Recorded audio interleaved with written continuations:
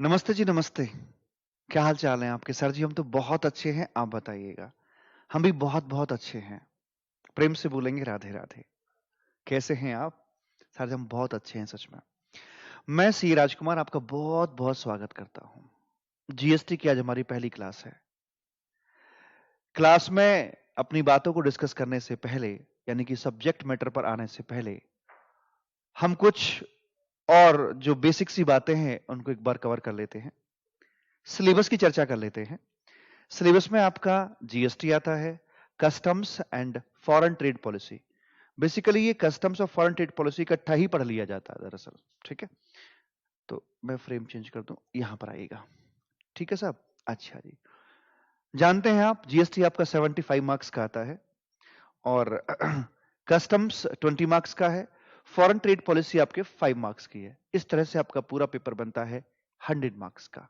ठीक है, अब यहां पर अगर हम बात करें नंबर ऑफ एस्टिमेटेड लेक्चर्स की, तो इसमें जो रेगुलर डिटेल्ड बैच की हम बात करते हैं तो 43 लेक्चर्स जीएसटी में, 15 लेक्चर कस्टम्स में, जबकि हमारा कस्टम्स एंड एफटीपी में रेगुलर 2.0 के अंदर हमारे लगते हैं कुल मिलाकर 29 लेक्चर जीएसटी में, और 11 लेक्चर्स जो हमारे हैं वो लगते हैं साहब अपने इसमें customs and foreign trade policy में। एक दो लेक्चर ऊपर नीचे हो सकता है, उसमें कोई दिक्कत वाली बात नहीं है। जहां तक सवाल है किताबों का, तो किताबें हमारी इस्तेमाल की जाएंगी। मेन बुक आएगी जीएसटी की, जिसके 3 वॉल्यूम होते हैं, 1, 2, 3।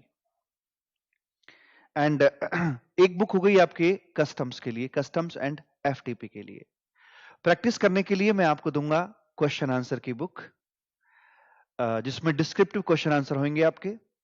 चूंकि आपके एग्जाम में एमसीक्यूज एंड केस सिनेरियोज भी आते हैं, तो एक बुक उसके लिए होगी प्रैक्टिस करने के लिए। ठीक है, यस सर। शॉर्ट में चीजों को समराइज करने के लिए, माइंड मैपिंग के लिए 4 चार्ट्स मैं आपको अवेलेबल कराता हूं यहां पर, तो वो भी आपको इसमें अवेलेबल होंगे। ठीक है, एंड जहां तक सवाल है अपडेशंस का, कि आपको कौन सी डेट तक अपडेट होना रहता है, तो भगवान झूठ ना बुलाए, आपका एग्जाम है मई 2023, तो सी इंस्टीट्यूट कहता है कि आपको 6 मंथ बैक तक अपडेट रहना है। इसका मतलब 31 October 2022 will be the cut off date for your updation. ठीक, and if your exam in November 2023 है, तो फिर भाई साहब फिर आपके लिए 6 महीने पहले आ जाइए, 30 अप्रैल 2023, यहां तक आपको अपडेट होना है। इस बीच में एक छोटी सी बात और निकल कर आती है, पूछो क्या? सर जी वो न्यू सिलेबस, वो चेंज इन सिलेबस। देखिए, नवंबर 2023 से बात सुनने में आ रही है कि भाई सिलेबस आपका लाइक चेंज होगा और इसमें नए पैटर्न पर आएगा। तो पहली बात तो ये कि खुशी की बात है कि अगर कुछ चेंज हो रहा है तो आपके नंबर ऑफ पेपर्स भी कम हो जाएंगे। दूसरी बात इसमें यह है कि हमारे जीएसटी में भला क्या चेंज आएगा? सिलेबस पुराना हो, नया हो, कैसा भी रहा हो, जीएसटी जीएसटी ही है, ये वैसे ही रहेगा। तो सीए फाइनल लेवल पर अब तक मेरी नॉलेज के मुताबिक कोई चेंज नहीं है। क्योंकि जितना भी कंटेंट है सारा का सारा आपको पढ़ना है, पहले भी पढ़ना था, आज भी पढ़ना है और आगे भी पढ़ना ही पड़ेगा। ऐसा तो हो नहीं सकता कि चलो भाई जीएसटी को आपके सिलेबस से हटा दिया जाए या कुछ चैप्टर्स हटा दिए जाए, ऐसा कभी नहीं होगा। ठीक है, तो वैसे करके यहां पर बात की जाती है। तो मेरे सब्जेक्ट पर सिलेबस चेंज का, इस न्यू पैटर्न का कोई इंपैक्ट नहीं आ रहा है। अब ये हमारी बातें हो चली हैं और हमारा पहला ही चैप्टर यहां पर आता है इंट्रोडक्शन का। तो मेरे बच्चा करें शुरू। हाँ जी करिएगा। इस बार चेंजेस अच्छे खासे रहे हैं। 31 अक्टूबर 2022 तक के जो चेंजेस हैं मैंने किताबों में इनकॉर्पोरेट किए हैं। सारी किताबें मेरी रेडी हो गई हैं जीएसटी की, और इक्का दुक्का किताब अभी प्रिंटिंग में है, अदरवाइज डिस्पैच शुरू हो गया है बुक्स का। ठीक है, एंड मेरे बच्चा करते हैं शुरुआत, और सबसे पहले पॉइंट आता है यहां पर आपका व्हाट इज टैक्स। छोटी मोटी बातें हैं, तो देखिए मेरी बात समझिएगा, आपके हमारे परिवार में कितने मेंबर्स होते हैं सर? 4 लोग, 5 लोग, 7, 8, यही तो होता है ना। घर को चलाने के लिए किसी ना किसी को काम तो करना पड़ता है। इन जनरल पिताजी काम करते हैं, जॉब करते हैं या कोई बिजनेस करते हैं, या बहुत जगह देखने को मिलेगा कि मम्मा भी वर्किंग है तो वो भी अर्न करती हैं। तो इस तरह से एक घर को चलाया जाता है। 4 से 6 लोगों का जो घर होता है, क्योंकि हर व्यक्ति की अपनी पर्सनल नीड्स होती हैं, हर घर की नीड्स होती है। रोटी, कपड़ा, मकान, कार है, इंस्टॉलमेंट जानी है, एजुकेशन है, हेल्थ है, बहुत सारी पर्सनल नीड्स होती हैं, उसके लिए हम काम करते हैं। लेकिन पर्सनल नीड्स के साथ साथ हमारी कुछ एक कॉमन नीड्स भी होती हैं। हमें सड़कें चाहिए, हमें ब्रिजेस चाहिए, हमें रेल चाहिए, हमें हवा चाहिए, पानी चाहिए, साफ हवा चाहिए, साफ पानी चाहिए, और बहुत सारी ढेरों एमिनिटीज हमें चाहिए होती हैं। तो सड़क क्या मैं बनवाऊं? नहीं, यह संभव नहीं है। और दूसरा एंगल ये देखिए कि अपने हृदय को थोड़ा सा बड़ा कीजिए, और जहां आप सोच रहे हैं 4 से 6 लोगों के बारे में, वहां आप सोचिए 140 करोड़ लोगों के परिवार के बारे में, यानी मेरे देश के लिए सोचिए। इतने बड़े परिवार को कौन चलाता है? आपके हमारे परिवार को पिताजी माताजी चलाते हैं, लेकिन इस 140 करोड़ को कौन चलाता है? इसे चलाते हैं बड़े पप्पा, मोदी जी चलाते हैं। और हर एक स्टेट में उनके सीएम बैठा रखे हैं कि भाई आप स्टेट को संभालो, अदरवाइज हम सेंटर को हम यहां पर मैनेज कर रहे हैं। अब सवाल ये उठता है कि पर्सनल नीड्स तो माताजी पिताजी ने पूरी कर दी हैं, बट कॉमन नीड्स को पूरा कौन करेगा? सरकार करेगी। हमारे पास तो सैलरी या बिजनेस से पैसे आ जाते हैं, लेकिन सरकार के पास पैसे कहां से आएंगे? वो कौन सा बिजनेस कर रहे हैं? तो कहते हैं कि तेल तिलों में से ही निकलता है। हम जो कमाई कर रहे हैं, इसी में से सरकार एक बाइट काट लेगी कि आजा मेरे राजा, ऐसे करके, और एक छोटा सा टुकड़ा काटकर अपने पास सरकार ले जाएगी कि ये हमारा टैक्स का अमाउंट यहां पर हो जाता है और ये आपको देना है। टैक्स का नेचर ये नहीं होता कि अल्लाह के नाम पे दे दे बाबा, ऐसा नहीं होता कि जो दे उसका भी भला, जो ना दे उसका भी भला, ऐसा नहीं होता है। इसका जो नेचर है वो ऐसा होता है, ऐसी की तैसी, देगा कैसे नहीं तू, ये नेचर होता है। ये कंपलसरी एक्सटॉर्शन होता है, कंपलसरीली। अगर कंपलसरी एक्सटॉर्शन तो वो हफ्ता मनी भी होती है, जहां पर भाई लोग मांगते हैं मुंबई में, वो तो ये और वो तो एक जैसे हो गए ना सर, वो भी कंपलसरी एक्सटॉर्शन होता है। लेकिन नहीं मेरे बच्चा, यहां पर इसको लीगलाइज कर दिया जाता है। जिस कंपलसरी एक्सटॉर्शन को लीगलाइज कर दिया जाता है ना, उसे हम कह देते हैं टैक्स। किस लिए सरकार हमसे पैसा ले रही है? To run the nation, to support the nation. और कहते हैं कि टैक्स में दिया हुआ पैसा बेकार नहीं जाता, फिजूल नहीं जाता, वो पैसा डेवलपमेंट की बारिश बनकर हमारे ऊपर ही बरसता है। जैसे दान में दी हुई वस्तु है या कोई दिया हुआ दान कभी बेकार नहीं जाता। कहते कि इस जन्म में ना सही तो अगले जन्म में, अगर पुनर्जन्म होता है तो अगले जन्म में वो कहीं ना कहीं किसी ना किसी रूप में हमें मिलता है। तो दान तो हमें करना चाहिए, जरूर जरूर करना चाहिए। एक दान से पुण्य मिलता है, दूसरा दान से दूसरे लोगों का भला होता है, तो दान तो जरूर करना चाहिए। मैं ये नहीं कह रहा कि अब बहुत ज्यादा करो। 100 रुपए की कमाई है ना महीने की, 1 रुपया कर दो, क्या दिक्कत है? करके देखो, अच्छा लगता है। ठीक है, तो यहां पर ये तो हमने देख लिया कि भाई टैक्स क्या है, किस तरीके से है। अभी बात चल रही थी, मैं कह रहा था आपसे कि डेवलपमेंट की बारिश बनकर हमारे ऊपर ही बरसता है। तो ये बरसात कैसे होगी? बरसो रे मेघा मेघा, बरसो रे मेघा, बरसात कैसे होगी? तो इसके लिए मैं आपको बताऊं, वर्ल्ड वाइड 2 तरह के प्रिंसिपल्स काम करते हैं। एक होता है ओरिजिन प्रिंसिपल, एक होता है डेस्टिनेशन प्रिंसिपल। ओरिजिन प्रिंसिपल यह कहता है कि टैक्सेस कलेक्ट करने का जो राइट है वो उस कंट्री या स्टेट को दिया जाएगा जहां से गुड्स की मैन्युफैक्चरिंग है, जहां से उसका ओरिजिन है, जहां से गुड्स या सर्विस की ओरिजिन हो रही है। इसके अगेंस्ट डेस्टिनेशन प्रिंसिपल यह कहता है कि गुड्स या सर्विसेज के रिस्पेक्ट में टैक्स उसको मिलेगा, उस स्टेट गवर्नमेंट या कंट्री को मिलेगा जहां पर कि वो गुड्स या सर्विसेज कंज्यूम किए जा रहे हैं, जहां पर उनका डेस्टिनेशन है। ज्यादा बढ़िया कौन सा कॉन्सेप्ट है? तो बताइए आप जरा कोशिश करिए। सर देखिए हम बताएं आपको, भगवान झूठ ना बुलाए, कि अगर सपोज कीजिए लाइक दिल्ली से माल अगर हरियाणा में जा रहा है, तो यहां से यहां के लिए गुड्स गया और इधर से भाई साहब इनके यहां पर कंसीडरेशन में मनी आ जाती है। उस मनी के अंदर मान लीजिए वैल्यू थी इनकी 1 लाख रुपए की, और इस पर जीएसटी बनता है आपका 18,000 रुपीज का। तो जीएसटी में हम जानते हैं कि जब भी जीएसटी लगता है तो आधा टैक्स जाता है सेंट्रल गवर्नमेंट को, आधा जाता है स्टेट गवर्नमेंट को।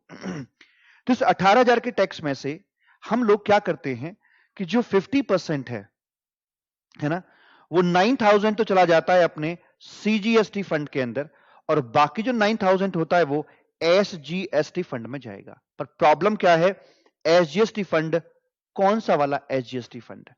दिल्ली स्टेट वाला या फिर हरियाणा स्टेट वाला? लॉजिकली पैसा कौन से स्टेट को मिलना चाहिए? जहां तक मेरी समझ है कि हमें यह आश्वासन दिया गया था, भरोसा दिया गया था कि टैक्स का पैसा फिजूल नहीं जाता है, यह पैसा आप ही को मिलेगा, एक दिन बारिश बनकर आप ही के ऊपर बरसेगा। बरसो रे मेघा मेघा, आप ही के ऊपर बरसेगा। तो अगर यह बरसात दिल्ली में हो गई तो यह बोलेगा मुझसे झूठा वादा किया गया था। मैं ये नहीं कह रहा कि इसके घर पे ही बारिश होगी, बारिश वहीं बरसेगी, वहां ज्यादा बारिश होगी, ऐसा नहीं है कि पक्की सड़क इसके घर के बाहर से निकलेगी, ऐसा नहीं है। कम से कम घर के बाहर से ना सही, लेकिन इसके स्टेट में तो वो बारिश हो जहां पर ये है अपना। तो इसलिए ये पैसा पहुंचना है हमारे इस हरियाणा जी गवर्नमेंट को, पैसा मिलना चाहिए। तो इसलिए डेस्टिनेशन प्रिंसिपल को ज्यादा बेहतर माना जाता है। ठीक, तो आधा पैसा यहां और आधा पैसा हरियाणा को मिलेगा, बिकॉज गुड्स का जो डेस्टिनेशन है वो हरियाणा था, कंजम्पशन प्लेस हरियाणा था। पैसे जो टैक्स के थे, चूंकि इनडायरेक्ट टैक्स में जो एंड यूजर होता है वो उसको बेयर करता है, तो फिर जो एंड यूजर है वो हरियाणा का है, गाढ़ी कमाई उसकी निकल कर आई है, तो अकॉर्डिंगली पैसा भी उसी के स्टेट को जाना चाहिए ताकि डेवलपमेंट की बारिश उसके स्टेट में हो सके। करेक्ट? Yes sir. दूसरी, अगर आप समझ गए बात को तो बताइए क्या होगा। अमेरिका से माल इंडिया में आता है, इंपोर्ट ड्यूटी लगेगी? हाँ सर लग जाएगी। तो बच्चा मेरे ये लग गई यहां पर आपकी इंपोर्ट ड्यूटी। अब यहां पर इंडिया में आने के बाद अगर आप इसे यहां से एक्सपोर्ट कर देते हो, ये मान लीजिए आपने भेज दिया, भाई साहब भगवान झूठ ना बुलाए, श्रीलंका के लिए इसको रवाना कर दिया है, तो क्या होता है सर? होगा वही जो राम रचि राखा, कोकर तर्क बढ़ावे साखा। इस जीवन में वही सब होगा जो आपके लिए लिखा हुआ है। इसलिए ज्यादा तर्क वितर्क कुतर्क सतर्क में नहीं पड़ना चाहिए। होगा वही जो राम रचि राखा। अपने बढ़िया कर्म करते जाइए और जीवन में आनंद पाते जाइएगा। तो अगर ये एक्सपोर्ट कर दिया जाता है तो चूंकि इसका डेस्टिनेशन इंडिया के बाहर चला गया है, इस वजह से अब हमें इंडियन गवर्नमेंट को यहां पर इंपोर्ट ड्यूटी रखने का कोई राइट नहीं बनता है। अगर ये 1 लाख रुपए की ड्यूटी का पेमेंट इन्होंने कर दिया था, तो एक्सपोर्ट करने पर इन्हें इंपोर्ट ड्यूटी का भाई साहब रिफंड दे दिया जाता है, और इसी रिफंड को बोल देते हैं हम लोग ड्यूटी ड्रॉबैक के नाम से इसको जाना जाता है मेरे बच्चा। ठीक है, कस्टम्स के अंदर 2% का डिस्काउंट काट लेता है कस्टम डिपार्टमेंट, पूरा तो नहीं देता कि भैया ये आड़त कर रहे हैं हम, तुम्हारे लिए थोड़ा सा काम कर रहे हैं, इससे थोड़ा पैसा हम काट के आपको वापस करेंगे। तो मोटा मोटी लगभग पूरा पैसा यहां पर आपको वापस मिल जाता है। ठीक, तो ये है आपके डेस्टिनेशन प्रिंसिपल की महिमा। वापस लौट के आता हूं, type of taxes in India. हालांकि ये बात सभी आप जानते हैं पहले से, लेकिन फिर भी इंट्रोडक्शन का चैप्टर है तो शुरुआत तो यहीं से होनी चाहिए, क्योंकि मैं आपको एक कोरे कागज की तरह देख रहा हूं। मैं मानता हूं कि आपने इंटरमीडिएट लेवल पर टैक्स पढ़ा था, पर यार वो समय काफी हो गया है तो भूल भाल गए होंगे, कोई बात नहीं। ठीक है, टैक्स 2 तरह का हो गया, एक डायरेक्ट टैक्स हो जाता है और एक आपका इनडायरेक्ट टैक्स हो जाता है। पहचान कैसे करेंगे? देखिए, जब कोरोना की वैक्सीन लगी थी तो दर्द वर्द हुआ था कि नहीं हुआ था? हाँ सर हुआ था। अगर मुझे यहां वैक्सीन लगती है तो दर्द भी मुझे ही होता है। कई दिन तक बाजू भी नहीं उठी थी। लगा मुझे, दर्द भी मुझे ही हुआ था। आज भी महसूस कर सकता हूं उस दर्द को। नर्स ने फेंक के ही मार दिया था ऐसे करके, क्योंकि लाइन बहुत लंबी थी ना। लेकिन जब छोटे बच्चे को वैक्सीन लगती है, बच्चों के ना लेग्स में लगाते हैं वैक्सीन, तो जब छोटे बच्चे को वैक्सीन लगती है, उसको इंजेक्शन लगता है, तो दर्द किसे होता है? बच्चे का तो पता नहीं, लेकिन उसकी मां जिसकी गोद में वो बच्चा है, वो दर्द से कराह उठती है। तो बस ऐसा ही यहां पर है कि वो टैक्स जो लगे इधर और दर्द कहीं और ही जा रहा हो, दर्द कहीं और ही हो रहा हो, तो ऐसे वाले केस में हम बोलते हैं इनडायरेक्ट टैक्स। इसको अगर इस तरीके से देखा जाए, टैक्स इंपोज्ड ऑन, लगा लगा लगा, एक होता है इंजेक्शन लगना, एक होता है उसका दर्द होना। तो ये जो टैक्स था ये मिस्टर राज के ऊपर इंपोज होता है, और इसका जो बर्डन है, इसका जो बोझ है, वो भी झेला जाता है स्टूडेंट के द्वारा। लगा यहां, दर्द कहीं और हो गया रे, तो इसे बोलेंगे इनडायरेक्ट टैक्स। लेकिन अगर लगा भी यहीं पर और दर्द भी यहीं पर हो रहा है, तो इसे बोलेंगे फिर डायरेक्ट टैक्स। समझते हैं छोटे से एग्जाम्पल की मदद से। मेरी क्लास है, 10,000 रुपीज की इसकी वैल्यू यहां निकल के आ जाती है, 1800 रुपए का जीएसटी ऐड कर दिया जाता है। क्या आप मुझे बता सकते हो मेरी फीस कितनी है जिसे मैं मेरा कह सकूं? सर मेरी जो फीस आती है वो है यहां पर 10,000 रुपीज, 1,800 मेरा नहीं है, मेरा नहीं है, वो तो सरकारी पैसा है। सरकार ने कहा था इन कंज्यूमर लोगों से तुम पैसा लेकर हमें दे देना, मैं तो सरकारी एजेंट हूं, सरकार ने जितना बोला जैसे बोला तो उतना पैसा मैंने आपसे लिया और सरकार को पे कर दिया है। सर अगर ऐसा है, मेरा कोई रोल ही नहीं है, मेरे ऊपर बर्डन नहीं आता, तो फिर लोग जीएसटी की चोरी क्यों करते हैं? मोहब्बत, मोहब्बत की वजह से करते हैं। हमें इस पैसे से, जो सरकारी पैसा था, किसी दूसरे का था, किसी दूसरे की अमानत से प्यार हो जाता है। किसी दूसरे की अमानत से प्यार हो जाता है हमें, जो कि गलत बात है। वो किसी और की अमानत थी, लेकिन हमें उससे प्यार हो गया। सरकार की थी, वो सरकारी थी, लेकिन हम उससे प्यार कर बैठे, मोहब्बत कर बैठे। और अब जब सरकार उसे कह रही कि हमारी अमानत हमें वापस दे दो, तो हमें वो अमानत देने का मन नहीं कर रहा। मैं कहा नहीं, मैं तुमसे बहुत प्यार करता हूं, मैं तुम्हें जाने नहीं दूंगा। तो यहीं पर कलेश शुरू हो जाता है। मैं चोरी करना शुरू कर देता हूं, अलग अलग तरीके ढूंढता हूं कि वो पैसा सरकार के पास में ना जाए। इस तरह से यहां पर बात मेरे बच्चा करी जाती है। तो ये 11,800 मैंने पूरा कलेक्ट किया। जो इनडायरेक्ट टैक्स गवर्नमेंट का पैसा था बच्चा मेरे, वो गवर्नमेंट का पैसा मैंने गवर्नमेंट को यहां पर आकर दे दिया। एंड जो गवर्नमेंट का पैसा था मैंने गवर्नमेंट को यहां पर दे दिया मेरे बच्चा। ये रहा 1,800 रुपए। अब मेरे पास बचता है 10,000 रुपीज। इसमें मेरा कुछ खर्चा पानी भी निकल के आया, 4,000 का मेरा खर्चा हो जाता है। अब मेरे पास बचता है 6,000 रुपीज। अब मोदी जी ने कहा राजकुमार जी, वो जरा वो सड़क बन रही थी ना, थोड़ा काम बाकी है उसमें, थोड़े पैसे और दो ना। अब अगर मैं आपसे बोलूं कि भाई साहब सरकार पैसे मांग रही है, थोड़े से पैसे दे दो ना तुम मुझे, क्या तुम मुझे दोगे? नहीं दोगे, नहीं दोगे। तो अब वो पैसा मुझे मेरी ही जेब से भरना पड़ेगा। सरकार को लग रहा है कि मैं बहुत मोटा कमा रहा हूं। ये 6,000 मेरे पास बचा था, मान लीजिए इनकम टैक्स का रेट 30% का फ्लैट है, तो ये 1,800 रुपए का 1,800 का ये टैक्स का लोड और पड़ता है। ये लगा भी मेरे ऊपर है, because I have earned the income, और इसका लोड भी मेरे ही ऊपर पड़ रहा है। दोनों काम मेरे ऊपर हो रहे हैं, तो इसलिए इसे कह देते हैं यहां पर डायरेक्ट टैक्स। जो बचा वो है 4,200। आपको लगता है ना कि बहुत मोटा कमा रहे हैं? इतनी फीस जब दिखती है तो हमारी जेब में सिर्फ ये पहुंचता है। समझ रहे हैं आप मेरी बात? विनोद, बात समझ में आ रही है? हाँ आ रही है सर। डेस्टिनेशन प्रिंसिपल की मैंने आपसे बात कर ली मालिक, कि यूएसए से गुड्स इंडिया आया तो इंडिया में बात करेंगे, इंडिया से बाहर चला गया तो बाहर कलेक्शन किया जाएगा, वैसी वाली बात यहां पर अपनी हो जाती है। अब छोटे छोटे पॉइंट यहां जो निकल के आ रहे हैं, थ्योरी में मैंने इसकी यहां पर दे रखी है कि टैक्स क्यों लगाया जाता है, हमारी कॉमन नीड्स को फुलफिल करने के लिए। छोटी मोटी बातें, ये एग्जाम में तो नहीं आएगी ये वाली बात, टैक्स क्या है कैसे है, बट स्टिल आपको नॉलेज पूरी होनी चाहिए। दूसरी बात ये कि अगर एग्जाम में नहीं पूछा जाएगा तो फिर मैं काय को पढ़ा रहा हूं इसको, मेरी बात समझना। ऐसा नहीं कि इस पर बेस्ड क्वेश्चन आएगा, लेकिन हां, मैं जब कोई दूसरा कोई कॉन्सेप्ट पढ़ा रहा होऊंगा तो उस कॉन्सेप्ट को ड्राफ्ट करने के लिए, उस पर अपनी ओपिनियन फ्रेम करने के लिए आपको इन चीजों की कब किस पॉइंट की कहां जरूरत पड़ जाए आपको पता भी नहीं है। इसलिए मैं जीरो लेवल से आपको पढ़ा के चल रहा हूं। टैक्स क्या है, compulsory extortion, type of tax की बात हो गई, डायरेक्ट और इनडायरेक्ट, और ये रहा आपका डेस्टिनेशन प्रिंसिपल। इंडिया में कंज्यूम हुआ तो इंडिया को टैक्स मिलेगा, विदेश में कंज्यूम होगा तो विदेशी गवर्नमेंट को टैक्स दे दिया जाएगा।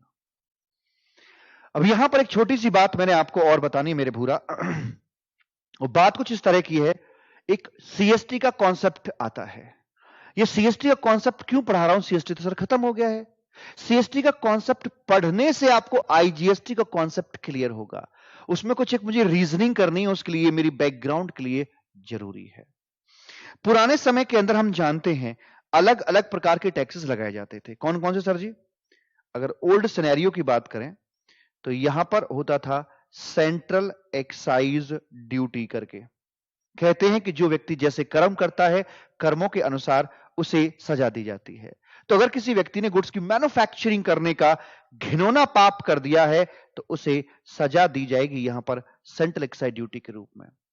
यह हुआ करती थी इसकी टैक्सेबल इवेंट, मतलब एक ऐसी घटना थी, मतलब कि एक ऐसी घटना थी जिसके घटित होने पर ही टैक्स का जन्म हुआ करता था। टैक्स का जन्म हुआ करता था। ठीक है सर, कोई दिक्कत वाली बात नहीं है। और अगर हम बात करें यहां पर आकर वैट के लिए तो मेरे भूरा, वैट में क्या क्या था सर? Cell of good. जब तक सेल नहीं होगी वैट नहीं लगाया जाएगा। सेल कौन सी? Intra state. सीएसटी के लिए क्या था? इसके लिए भी सेल ऑफ गुड्स का होना जरूरी था, लेकिन इंटर स्टेट सेल की हम लोग वहां पर बात किया करते थे। ऐसे करके था, है ना। स्टेट एक्साइज ड्यूटी जो कि स्टेट गवर्नमेंट को जाती है, alcoholic liquor for human consumption etcetera, इन चीजों के ऊपर जाती है। तो इसके लिए भी मैन्युफैक्चरिंग आपकी एक टैक्सेबल इवेंट हुआ करती थी। सर्विस टैक्स के लिए अगर आपने सर्विसेज रेंडर करने का पाप किया है तो फिर वहां पर rendering of services, this was the taxable event. आज की डेट में मैं आपको बताऊं, क्योंकि सारे के सारे जो टैक्सेस हैं आपके ये सबस्यूम्ड कर दिए गए हैं, ये सारे मिलाकर मेरे बच्चा जीएसटी बन गए हैं। तो टैक्सेबल इवेंट भी क्या है? ये सारी की सारी घटनाएं मिलाकर एक बना दी गई है और टैक्सेबल इवेंट नाम दिया गया है supply, supply and supply. However उसमें मैन्युफैक्चरिंग वाला जो वर्ड है ना, इसको नहीं लिया गया है। मैन्युफैक्चरिंग करना एक सप्लाई नहीं माना जाता है। कारण काहे? 1944 में ये सेंट्रल एक्साइज एक्ट आपका बना हुआ था। और मजे की बात ये कि इनडायरेक्ट टैक्स के इतिहास में आज तक अगर सबसे ज्यादा कलेश कहीं हुए हैं तो वो सिर्फ एक शब्द पर कि मैन्युफैक्चरिंग क्या है। 2017 तक हम यही नहीं पता लगा पाए कि मैन्युफैक्चरिंग क्या है। 72 साल हो गए थे। अगर पता लगा पाते तो सुप्रीम कोर्ट लेवल पर सैकड़ों जजमेंट ना होती सिर्फ ये बताने के लिए कि मैन्युफैक्चरिंग क्या है। इनडायरेक्ट टैक्स के इतिहास में 20% झगड़े, सिर्फ इसी पूरे झगड़ों में 20% झगड़े सिर्फ एक शब्द के ऊपर हैं, वो है मैन्युफैक्चरिंग। इसलिए जब सप्लाई की परिभाषा बनाई गई तो उसमें मैन्युफैक्चरिंग शब्द को शामिल नहीं किया गया कि भाई ये कलेश वाला मामला है, तू दूर रहे। इसका इंप्रेशन ये निकल के आया कि अगर पुराने समय में लोग मैन्युफैक्चरिंग किया करते थे तो मैन्युफैक्चरिंग हुई, भले ही माल बेचा ना हो, लेकिन सेंट्रल एक्साइज ड्यूटी उस पर लेवी हो जाती थी। लेकिन आज अगर हम गुड्स मैन्युफैक्चर करके रख लेते हैं तो उसके ऊपर जीएसटी अपना लेवी नहीं होगा, क्योंकि मैन्युफैक्चरिंग एक सप्लाई की परिभाषा में आती ही नहीं है। मैं आपसे बात करने वाला हूं सीएसटी कॉन्सेप्ट की। सीएसटी कैसे काम करता था, इसका पूरा कॉन्सेप्ट क्या था, रफली पहले बात करते हैं। कॉपी करने की जरूरत नहीं है, सब लिखा है किताब में, पर मैं यह भी नहीं कर सकता कि डायरेक्ट किताब से रीड कराना शुरू कर दिया, वो काम भी मुझे नहीं आता है। समय भी बचाऊंगा और आपसे ही करवाऊंगा। ये रहा भाई, सब स्टेट के नाम देख लेते हैं कौन कौन से हैं। एक यूपी और एक हरियाणा है, ये दो फेवरेट हैं। यूपी से हरियाणा के लिए गुड्स की सप्लाई कर दी जाती है मेरे बच्चा, एक इंटर स्टेट सप्लाई यहां पर कर दी गई। ये इधर यहां वैल्यू निकल के आती है 1,00,000 रुपए की। इस पर अपना भाई साहब भगवान झूठ ना बुलाए सीएसटी लगाया जाएगा, और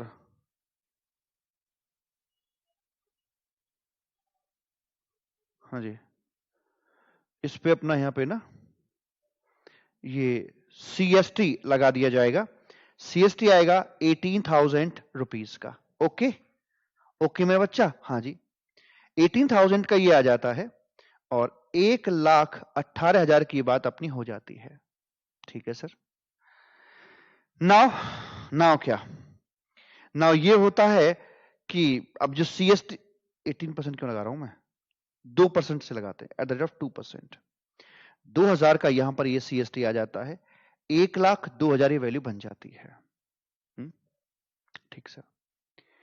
सवाल ये उठता है कि ये जो 2,000 रुपीज है, ये कौन सी सरकार को जाना चाहिए।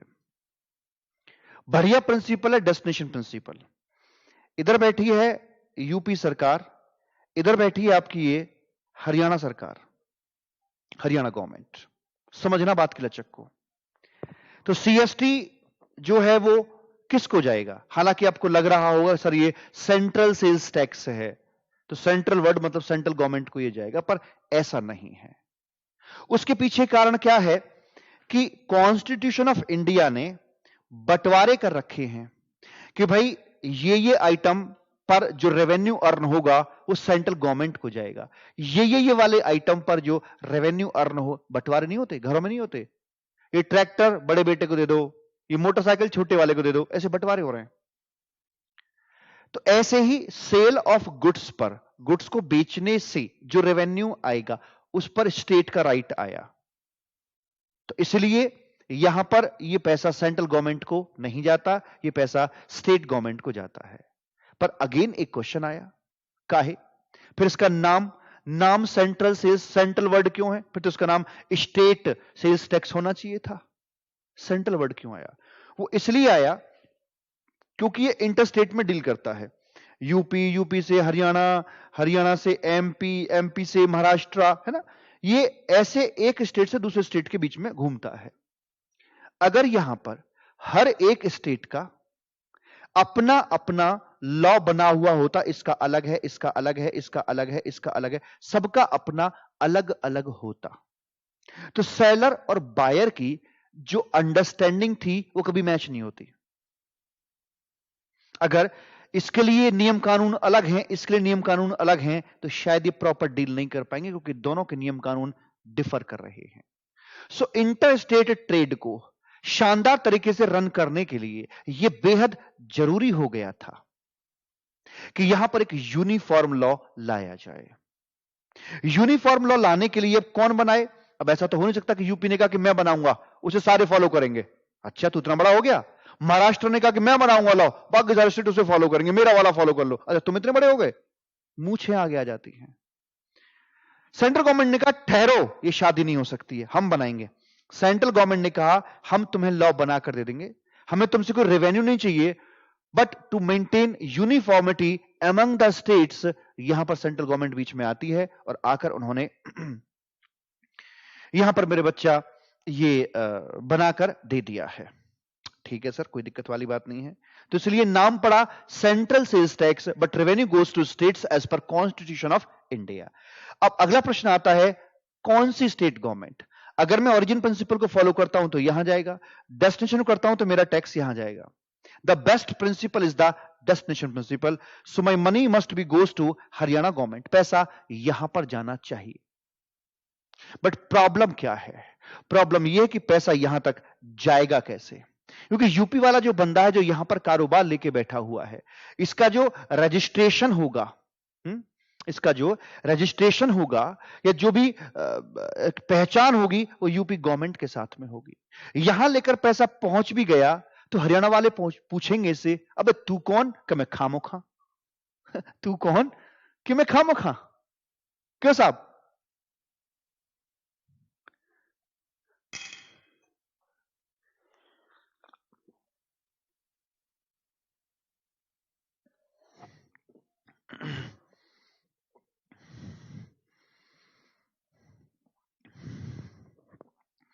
बोले कहां से आया है? कह रहा यूपी से आया हो भाई। क्या लाया है?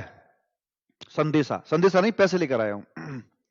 तो एक काम कर, चल हमारे डिपार्टमेंट के साथ जा, रजिस्ट्रेशन ले, अपनी आईडी मेंटेन कर हमारे साथ कि तू कौन, कहां से, क्या, कैसे, क्यों लाया है, उसके बाद ये जमा करा के जा।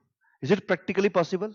अच्छा, एक स्टेट में चलो मैंने करा भी दिया, कल को ये माल बेचेगा वेस्ट बंगाल, महाराष्ट्र के लिए, फिर कहीं छत्तीसगढ़ के लिए, बिहार के लिए, यहां के लिए, वहां के लिए, फिर तो ये काम करेगा, हर स्टेट में जाके पहले रजिस्ट्रेशन कराएगा, फिर वहां पर टैक्स जमा करेगा, बस ये काम हो गया फिर तो। It is not practically feasible. तो सरकार ने कहा कि दूसरे स्टेट में जाकर पैसे जमा करने संभव नहीं है, इसलिए सब अपने अपने स्टेट में ही रुक जाओ, सब अपने अपने स्टेट में जाके रुक जाओ। मतलब कि तुम ओरिजिन प्रिंसिपल को फॉलो कर लो, जो कि गलत है। तो ओरिजिन प्रिंसिपल को फॉलो करते हुए हमें यहां पर ये 2000 रुपए का टैक्स इसको ही यहां पर दिलवा दिया। यहां ओरिजिन प्रिंसिपल को फॉलो करना शौक है या मजबूरी है? मजबूरी है। ये हमारी यहां पर मजबूरी है, और जब मजबूरी में कोई काम करना पड़ता है तो उसके कई सारे साइड इफेक्ट आते हैं, हाँ या ना? बिल्कुल, मजबूरी में काम करेंगे तो साइड इफेक्ट तो पक्का पक्का आएंगे। अब देख लो साइड इफेक्ट इसके। अब यहां पर जब ये बंदा पहुंचा हरियाणा वाला, तो यहां तो हम लेके जा नहीं पाए, ये तो नहीं जा पाए, इधर चला गया पैसा, इधर साइड में 2000 वहां पहुंच गया यूपी गवर्नमेंट के पास में। अच्छा, इस ओरिजिन प्रिंसिपल से किनको फायदा हुआ? जो मैन्युफैक्चरिंग स्टेट्स हैं, महाराष्ट्र, तमिलनाडु, इन स्टेट को फायदा हुआ, कर्नाटका, ये मैन्युफैक्चरिंग स्टेट्स हैं, इनको फायदा हुआ।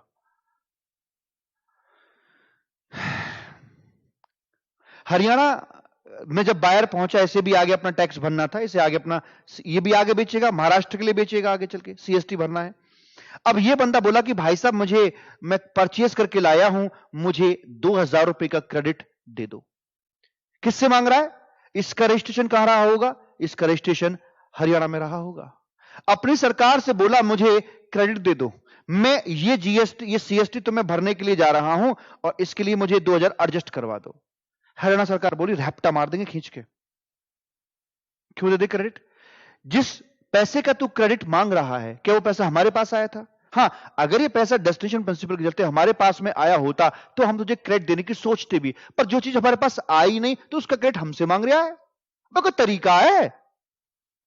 अब कुछ होशो हवास में है कि नहीं है? धमका दिया भाई साहब। इसका मतलब ये कि just because of it's follows the origin principle, इसको यहां पर इसका क्रेडिट नहीं मिलेगा। इसकी कॉस्ट पड़ेगी 1,02,000। मान लीजिए बंदे का जो वैल्यू एडिशन रहा वो रहा 20,000 रुपए का, तो अब इसकी जो वैल्यू निकल के आएगी मेरे बच्चा, मेरे भूरा, वो निकल के आएगी सर जी यहां पर ये जो वैल्यू निकल के आएगी साहब, वो आएगी भाई साहब 1,22,000 की ये वैल्यू निकलकर यहां आ जाएगी। ठीक है, अब इसके ऊपर जो भी है सीएसटी इसके ऊपर लगेगा। तो मुझे बताइए क्या यहां पर टैक्स ऑन टैक्स जैसी पोजीशन फिर से बन गई कि नहीं बनी? यस सर, क्योंकि इस 1,22,000 के अंदर 2,000 आपका वो भी है जो पहले से सीएसटी लगा हुआ आ रहा है। तो सीएसटी एक कांटा था, मजबूरी थी। बोलते ना मजबूरी का नाम महात्मा गांधी, ये मजबूरी थी कि अब यहां पर क्या सोल्यूशन दिया गया, क्या किया गया, कैसे किया गया, वो सब आपको बताऊंगा, लेकिन पहले मैंने पूरा कंसेप्ट आपको समझाया है। ये रहा यूपी सरकार, हरियाणा गवर्नमेंट, पूरा कंसेप्ट मैंने आपको यहां पे समझा रखा है। क्रेडिट नहीं मिल पाएगा। सीएसटी मनी किसको जाती है? स्टेट गवर्नमेंट को जाती है। कौन से स्टेट को? ओरिजिनल स्टेट को, मतलब ओरिजिन वाला है। क्रेडिट टू बायर अवेलेबल नहीं होगा। एंड सेंट्रल लेवल का लॉ क्यों है? क्योंकि लॉ में हमें यूनिफॉर्मिटी मेंटेन करनी थी, वो सारी बात यहां पर लिखी हुई है। जो हमारे स्टेट्स हैं, इनके बीच में यूनिफॉर्मिटी मेंटेन करने के लिए हम किसको बुला के लाए? सर हम बुला के लाए यहां पर सेंट्रल गवर्नमेंट को। जरा एक पायदान आगे चलते हैं। कहां? एक पायदान आगे वहां चलते हैं कि अगर इंटर स्टेट ट्रांजैक्शंस की बजाय, दो स्टेट में के बीच ट्रांजैक्शन की बजाय अगर आपकी ट्रांजैक्शंस हो रही हों, कैसी भला? कैसी हो रही हो सर? अरे भैया वो वाली यार, क्या बोलते हैं, इंटरनेशनल। अगर ट्रांजैक्शन इंटरनेशनल हो तो क्या करोगे? तो स्टेट की लगाम तो पकड़ ली सेंट्रल गवर्नमेंट ने कि आज मेरे राज्य जाएगा कहां? इन कंट्री की लगाम कौन पकड़ेगा? तो इन पर लगाम कसने के लिए, नकेल कसने के लिए आता है यहां पर मेरे बच्चा WTO, वर्ल्ड ट्रेड ऑर्गेनाइजेशन। ये काम करके चलता है। तो जो कस्टम लॉ है आपका वो एक इंटरनेशनल लेवल का लॉ है। इसी यही कारण है कि जीएसटी आने पर अच्छे अच्छे धुरंधर तबाह हो गए, सब जीएसटी में शामिल हो गए, सबने जीएसटी से संधि कर ली, लेकिन कस्टम लॉ अडिग रहा क्योंकि वो किसी कंट्री का डोमेस्टिक लॉ नहीं, वो WTO के इशारों पर बना हुआ एक इंटरनेशनल लेवल का लॉ है। जैसा मेरा है ऐसा ही और कंट्रीज का भी लॉ बना हुआ है। तो ये थी बेसिक बेसिक सी कुछ एक बातें कि टैक्स क्या है, कितने तरह का होता है, टैक्स की जरूरत क्यों पड़ती है, एंड डेस्टिनेशन प्रिंसिपल क्या है, ओरिजिन प्रिंसिपल क्या है, सीएसटी का कॉन्सेप्ट क्या है। और अब हम बढ़ते हैं आगे की तरफ। आगे आता है कि भाईजान, भाई साहब, यहां पर आपका जो जीएसटी है आखिर क्यों आया, आने के पीछे क्या कारण रहे इसके। देखिए, जब पुराने में कुछ कमियां रही होती हैं तभी कुछ नया आता है। तो यह जीएसटी क्यों आया, इसके लिए हमें पहले पुराने को टटोलना पड़ेगा कि उसमें कमियां क्या क्या थीं। एक बार देखते हैं कि पुराने समय में, इवन आज के समय में भी, जो व्यापार होता है उसकी जो ज्योग्राफिकल बाउंड्रीज होती हैं वो कुछ ऐसे होती हैं। इंट्रा स्टेट, इंटर स्टेट और इंटरनेशनल, ऐसे करके होता है ना? हाँ तो बोल दिया करो। हाँ सर जी ठीक है। जो व्यापारी लोग होते थे वो तीन तरह के होते थे, manufacturer, trader and service provider, ऐसे करके हुआ करते थे मेरे भूरा। जब एक मैन्युफैक्चरर, जरा ऐसे मिलाना, कॉलम रो, ये कॉलम और यहां से इसको मिलाइए, जरा इसको मिलाइए, इन दोनों में क्या निकलता है? एक मैन्युफैक्चरर मैन्युफैक्चरिंग करता है और इंट्रा स्टेट सप्लाई करता है, क्या होगा? चूंकि उसने मैन्युफैक्चरिंग का पाप किया है इसलिए सेंट्रल एक्साइज ड्यूटी उसे भरनी पड़ेगी। उसने मैन्युफैक्चरिंग के साथ साथ लोकल में उसी स्टेट में अपने गुड्स को बेच भी दिया है, इसलिए मेरे भूरा उसे यहां पर वैट का पेमेंट भी करना पड़ेगा। लेकिन मैं आपसे पूछना चाहता हूं कि मान लीजिए वैल्यू आती है यहां पर आपकी ये 1000 रुपए की, और 10,000 मान लेते हैं, 10,000 की वैल्यू आती है, सेंट्रल एक्साइज ड्यूटी मान लीजिए यहां पर 1000 की आ जाती है, कुल मिला के हुआ 11,000 रुपए। अब जो वैट है वो कौन सी वाली वैल्यू पर लगाया जाएगा? Logically it should be calculated on 10,000 rupees, but practically it was calculated on rupees 11,000, जो कि गलत था। अगर मान लीजिए आपका 4% का यहां पर बनता है तो 4% आया करता था ऑन 11,000 रुपीज, यानी कि 440 वोल्ट का झटका धीरे से पड़ जाया करता था, जो कि गलत था। इसे कहते हैं कास्केडिंग, टैक्स के ऊपर टैक्स। ये तो हम जानते ही हैं, टैक्स के अलग अलग नाम हो सकते हैं। टैक्स को टैक्स के नाम से बुलाया जा सकता है, टैक्स को ड्यूटी के नाम से बुला सकते हैं, टैक्स को सेस के नाम से बुला सकते हैं। आपका नाम भी चंद्रभान है, कोई चिंटू कहता है, कोई चंदू कहता है, कोई चुन्नू कहता है, अलग अलग नाम है, क्या फर्क पड़ता है? ऐसे कोई ड्यूटी बोले, कोई टैक्स बोले, कोई सेस बोले, थोड़ा बहुत अंतर होता है। जैसे टैक्स का पैसा कहीं भी यूटिलाइज होता है, सेस का पैसे का यूटिलाइजेशन प्रीफिक्स्ड होता है, वैसे करके है। इंट्रोडक्शन चल रहा है आपका। और उसके बाद अगर मान लीजिए मैन्युफैक्चरर से ये ट्रेडर इस गुड्स को लेकर आ जाता है, इसे कॉस्ट पड़ी 11,440 रुपए की, भगवान झूठ ना बुलाए, मान लीजिए इसका जो वैल्यू एडिशन है बंदे का वो था 2,000 रुपए का, तो ये वैल्यू बन गई इसकी यहां पर 13,440 की यहां पर ये वैल्यू बन जाती है। मुझे बताइए इस व्यक्ति को वाकई में कोई क्रेडिट मिलेगा कि नहीं मिलेगा। ये जो ट्रेडर आदमी है, इसका आउटपुट में लायबिलिटी में क्या जाएगा? सर ट्रेडर आदमी है तो आउटपुट में ना ये लाइक आउटपुट में वैट का पेमेंट करेगा। आउटपुट वैट भरेगा तो इसे इनपुट वैट का भी क्रेडिट मिल जाएगा। हाँ बोलो, हाँ हाँ मिल जाएगा। तो वैट का तो क्रेडिट मिल जाएगा, लेकिन क्या इसको सेंट्रल एक्साइज ड्यूटी का क्रेडिट मिल जाएगा? A big no. व्हाई? काहे?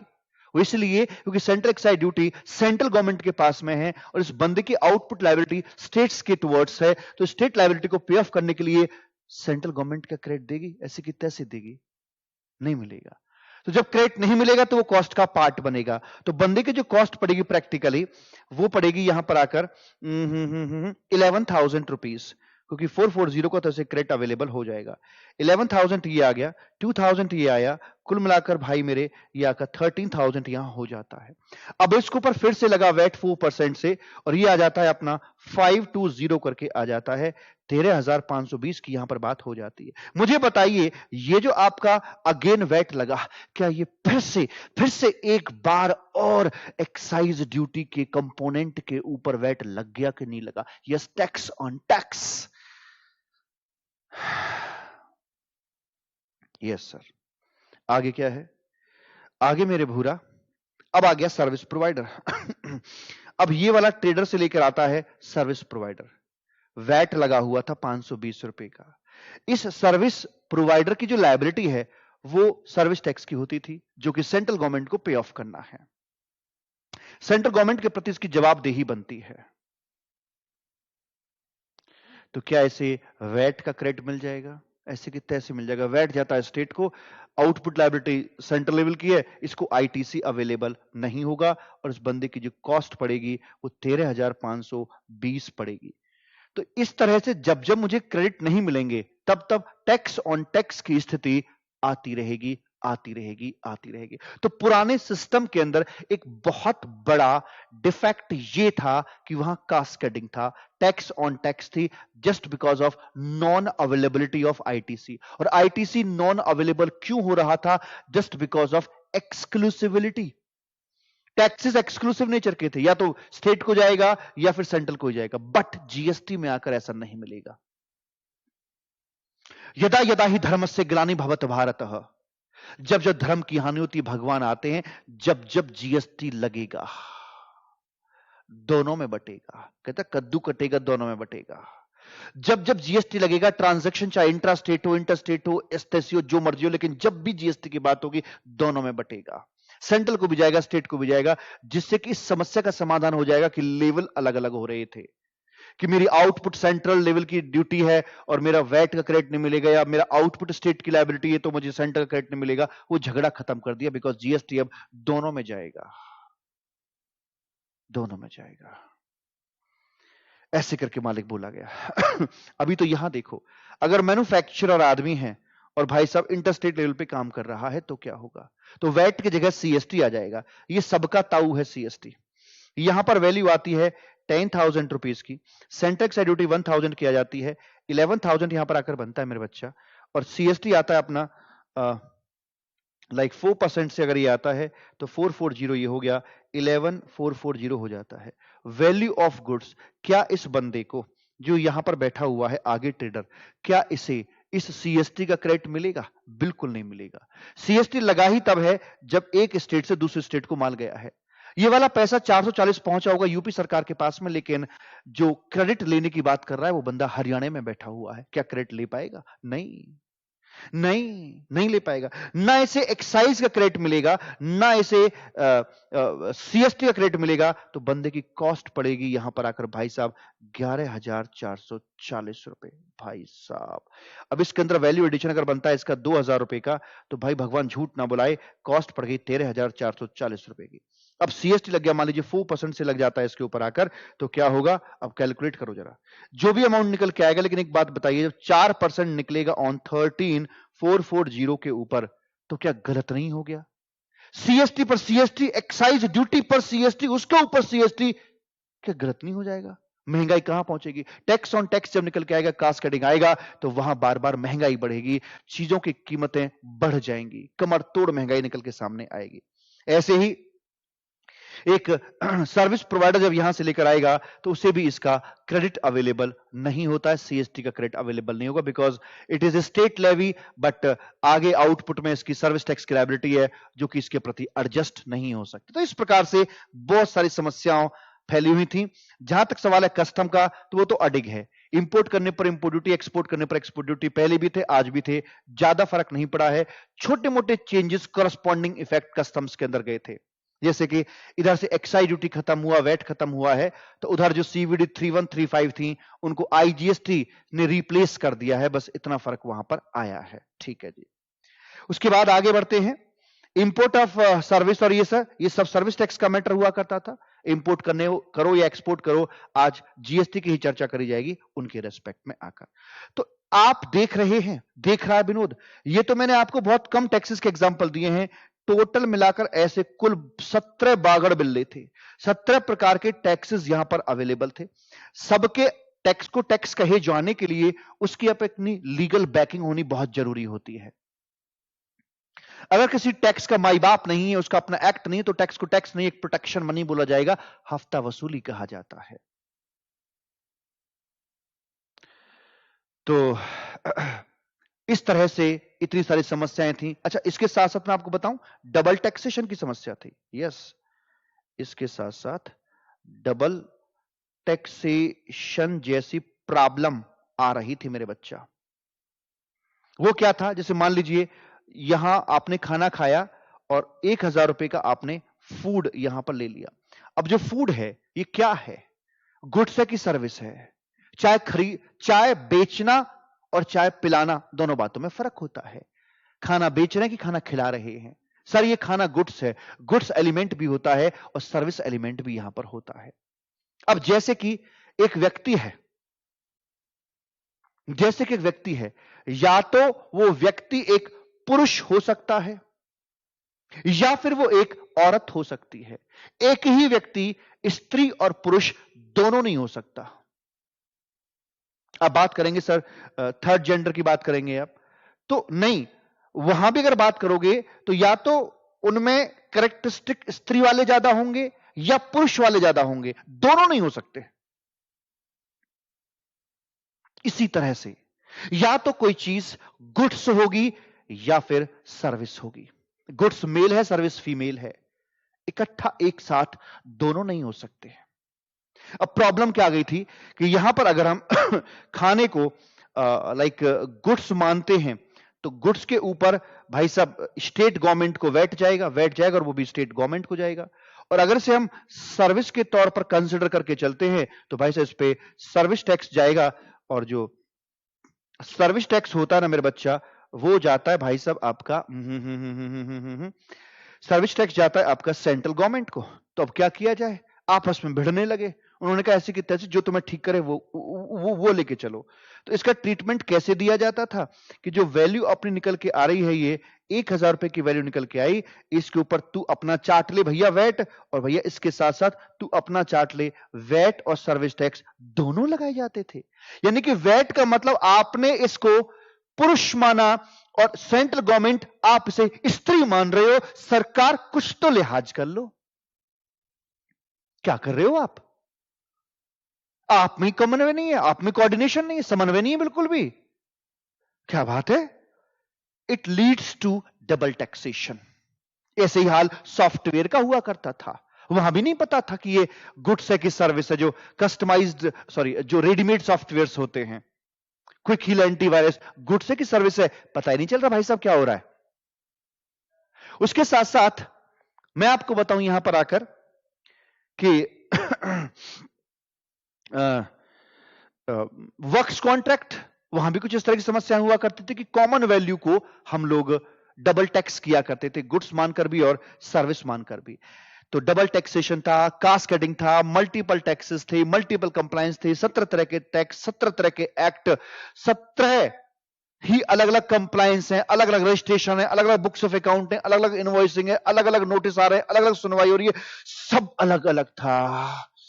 इन सभी बातों से आहत होकर ये कहा गया कि भाई साहब अनुलोम विलोम कर लो। मतलब क्या कि सांस अंदर खींचिए, 17 तरह के टैक्सेस अंदर जाएंगे और धीरे धीरे सांस छोड़ेंगे तो बाहर जो निकल के आएगा वो जीएसटी होगा। नंद के आनंद भयो जय कन्हैया लाल की 30 जून 2017 की रात 12 बजते ही जैसे 1 जुलाई का समय आया, घंटा बजाया गया संसद के अंदर और जीएसटी का आगमन हो गया।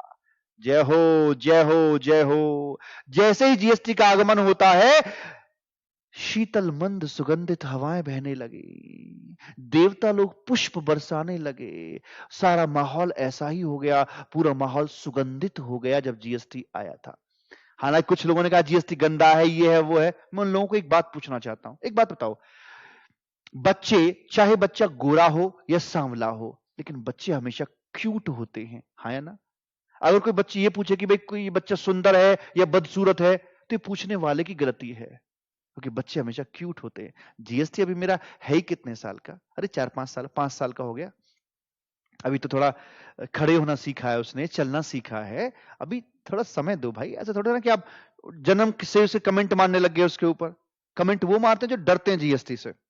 तो 17 तरह के टैक्सेस को सबस्यूम्ड करके एक टैक्स बना दिया गया, जीएसटी। जीएसटी तो जो कंसोलिडेशन हुआ, 17 तरह के एक्ट भी कंसोलिडेट हुए, 17 तरह के टैक्स भी कंसोलिडेट हुए, 17 तरह के रजिस्ट्रेशन हो, बुक्स ऑफ अकाउंट हो, टैक्सेबल इवेंट हो, सब कुछ इकट्ठा हो गया। ऐसे मानो ढेर सारी झुग्गी झोपड़ी पड़ी हुई थी, स्लम एरिया था, और उस स्लम एरिया को खत्म करके मेरे बच्चा फिर यहां पर फाइनली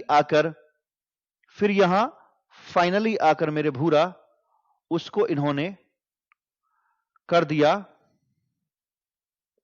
कि ठीक है भाई, कोई दिक्कत वाली बात नहीं है। एक बड़ा सा शानदार सा एक रेजिडेंशियल अपार्टमेंट तैयार कर दिए कि अब आप यहां रहेंगे, और बड़ा प्लानिंग के साथ में उसको बसाया है। ये वाली बात यहां निकल के आई।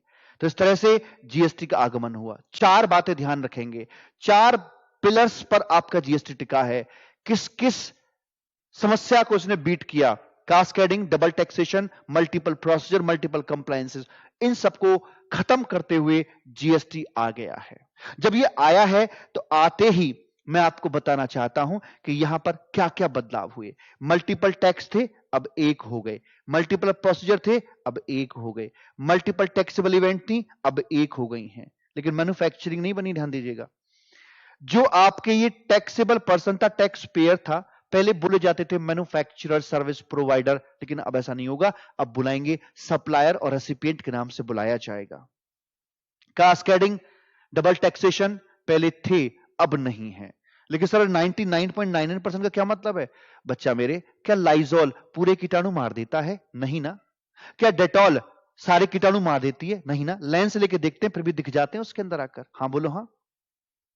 क्या क्या क्या कोलगेट सारे कीटाणु मार देता है? नहीं मार पाता ना। तो फिर इससे उम्मीद क्यों कर रहे हो सारा कीटाणु मार देगा? इक्का दुक्का रह जाता है। इक्का दुक्का जगह पर देखेंगे आप, तो ज्यादा लोड मत लेना उस बात का, लाइटली चलो यार चलता थोड़ा बहुत, तो इक्का दुक्का जगह आपको कास्केडिंग देखने के लिए मिल सकता है। वैसी वाली बात हम बता रहे हैं। डबल टैक्सेशन भी देखने को मिल सकता है, हालांकि कोर्ट की जजमेंट आ रही है और जहां जहां पर डबल टैक्सेशन जैसी स्थिति बनती है उसको वो क्योर भी करते जा रहे हैं।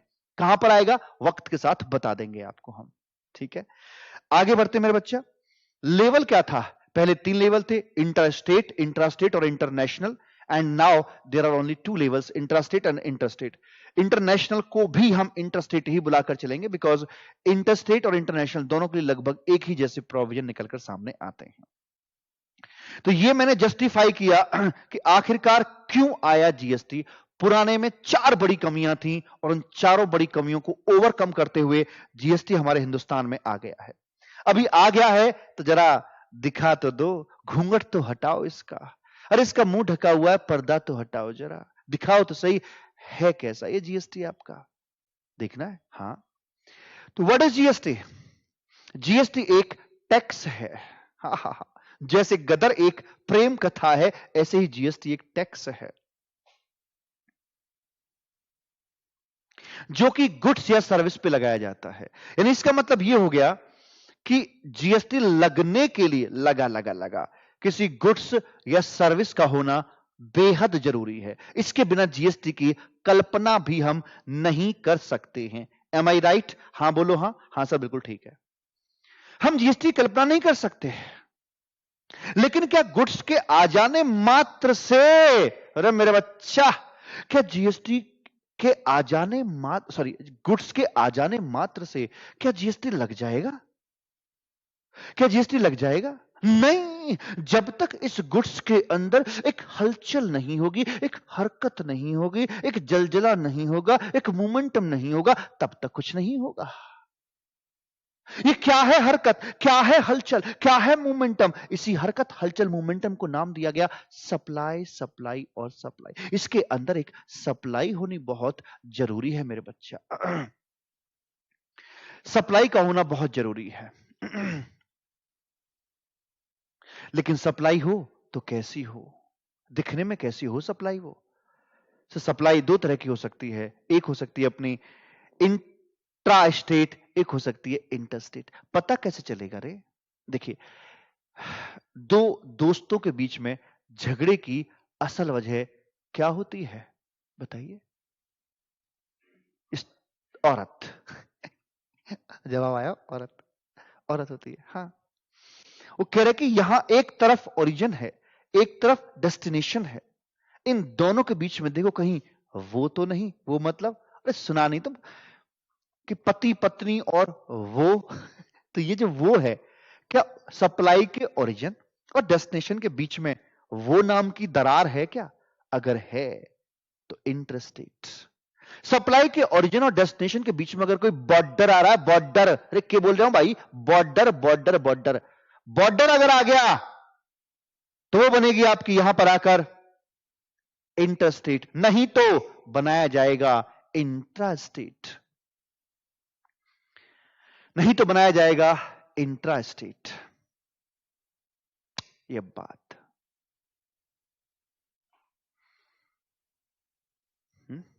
ठीक बोला मैं? हाँ सर, ठीक बोले आप। बॉर्डर किसका?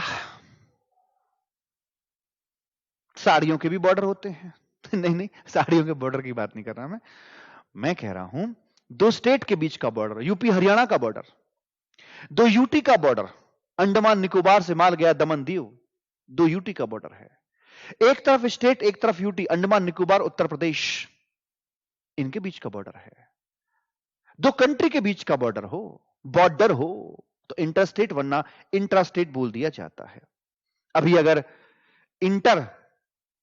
अगर यहां पर हम बात करें कि इंट्रास्टेट होगा तो एक सीजीएसटी आएगा, सीजीएसटी, एक आएगा एसजीएसटी। अगर मान लीजिए ये वैल्यू अपनी आ गई यहां पर 10,000 की, भगवान झूठ ना बुलाए, तो 900 का ये आ जाएगा, 900 का ये आ जाएगा, ये आ गया जी अपना 11,800 यहां पर आ जाते हैं। ये चला जाएगा सीजीएसटी फंड में, सीजीएसटी फंड में चला जाएगा। ये एसजीएसटी फंड में चला जाएगा जो सरकार ने मेंटेन कर रखे हैं। लेकिन मैं आपसे पूछना चाहता हूं कि साहब, अगर बात ऐसी है कि गुड्स जो है आपका वो जा रहा है एक स्टेट से दूसरे स्टेट की तरफ, तो क्या होगा? अगर यूपी से माल जा रहा है मेरे बच्चा हरियाणा की तरफ, तो क्या होगा? तो क्या होगा सर? होना क्या है? होगा वही जो राम रच राखा। तो सर ये प्रॉब्लम वही आ गई जो सीएसटी के अंदर थी। वैल्यू अगर यहां पर 1 लाख रुपए की बनती है और उस पर टैक्स यहां बन गया मान लीजिए आपका 18,000 रुपए का, 1,18,000 की यहां पर बात हो जाती है। 1,18,000 क्यों? मैं तो इसको ऐसे लिखूंगा ना, क्योंकि मुझे पता है कि आधा आधा दोनों सरकारें खाती हैं। एक सीजीएसटी आएगा और एक एसजीएसटी यहां पर आ जाएगा। सीजीएसटी आ जाएगा 9,000 रुपए, एसजीएसटी आ जाएगा 9,000 रुपए, 1,18,000 यहां पर आ जाएगा। अब ये पैसा तो मैं सेंट्रल गवर्नमेंट को दे दूंगा, सीजीएसटी फंड में चला जाएगा, लेकिन बाकी जो एसजीएसटी वाला पैसा है वो कौन सी सरकार को मिलेगा? ये है यूपी गवर्नमेंट और ये है आपकी यहां पर हरियाणा गवर्नमेंट। प्रेम से बोलेंगे राधे राधे। किस सरकार को मिलेगा? सर मिलना तो चाहिए लॉजिकली हरियाणा को, लेकिन हम सर इसको देंगे। अच्छा, अगर तुम यूपी सरकार को दोगे मेरे कबूतर, तो फिर एक बात बताओ, जीएसटी लेकर ही क्यों आए तुम? अरे तुम तो बड़े बड़े वादे कर रहे थे अभी तक, कास्ट कटिंग मिटा देंगे, जाने कहां गए वो दिन, कहते थे तेरी याद में खुद को मिटा देंगे। अरे जब यही जीएसटी में भी यही करना था तो इससे बढ़िया तो सीएसटी था। हमें कुछ नहीं सुनना है, हमें डेस्टिनेशन प्रिंसिपल ही फॉलो करना है, बस सीधी बात। अब कैसे पहुंचाना है वो तुम जानो, हमें नहीं चलना, करना ये ओरिजिन प्रिंसिपल फॉलो, कलेश है इसके अंदर, कास्केडिंग इसके अंदर, हम नहीं करेंगे ये।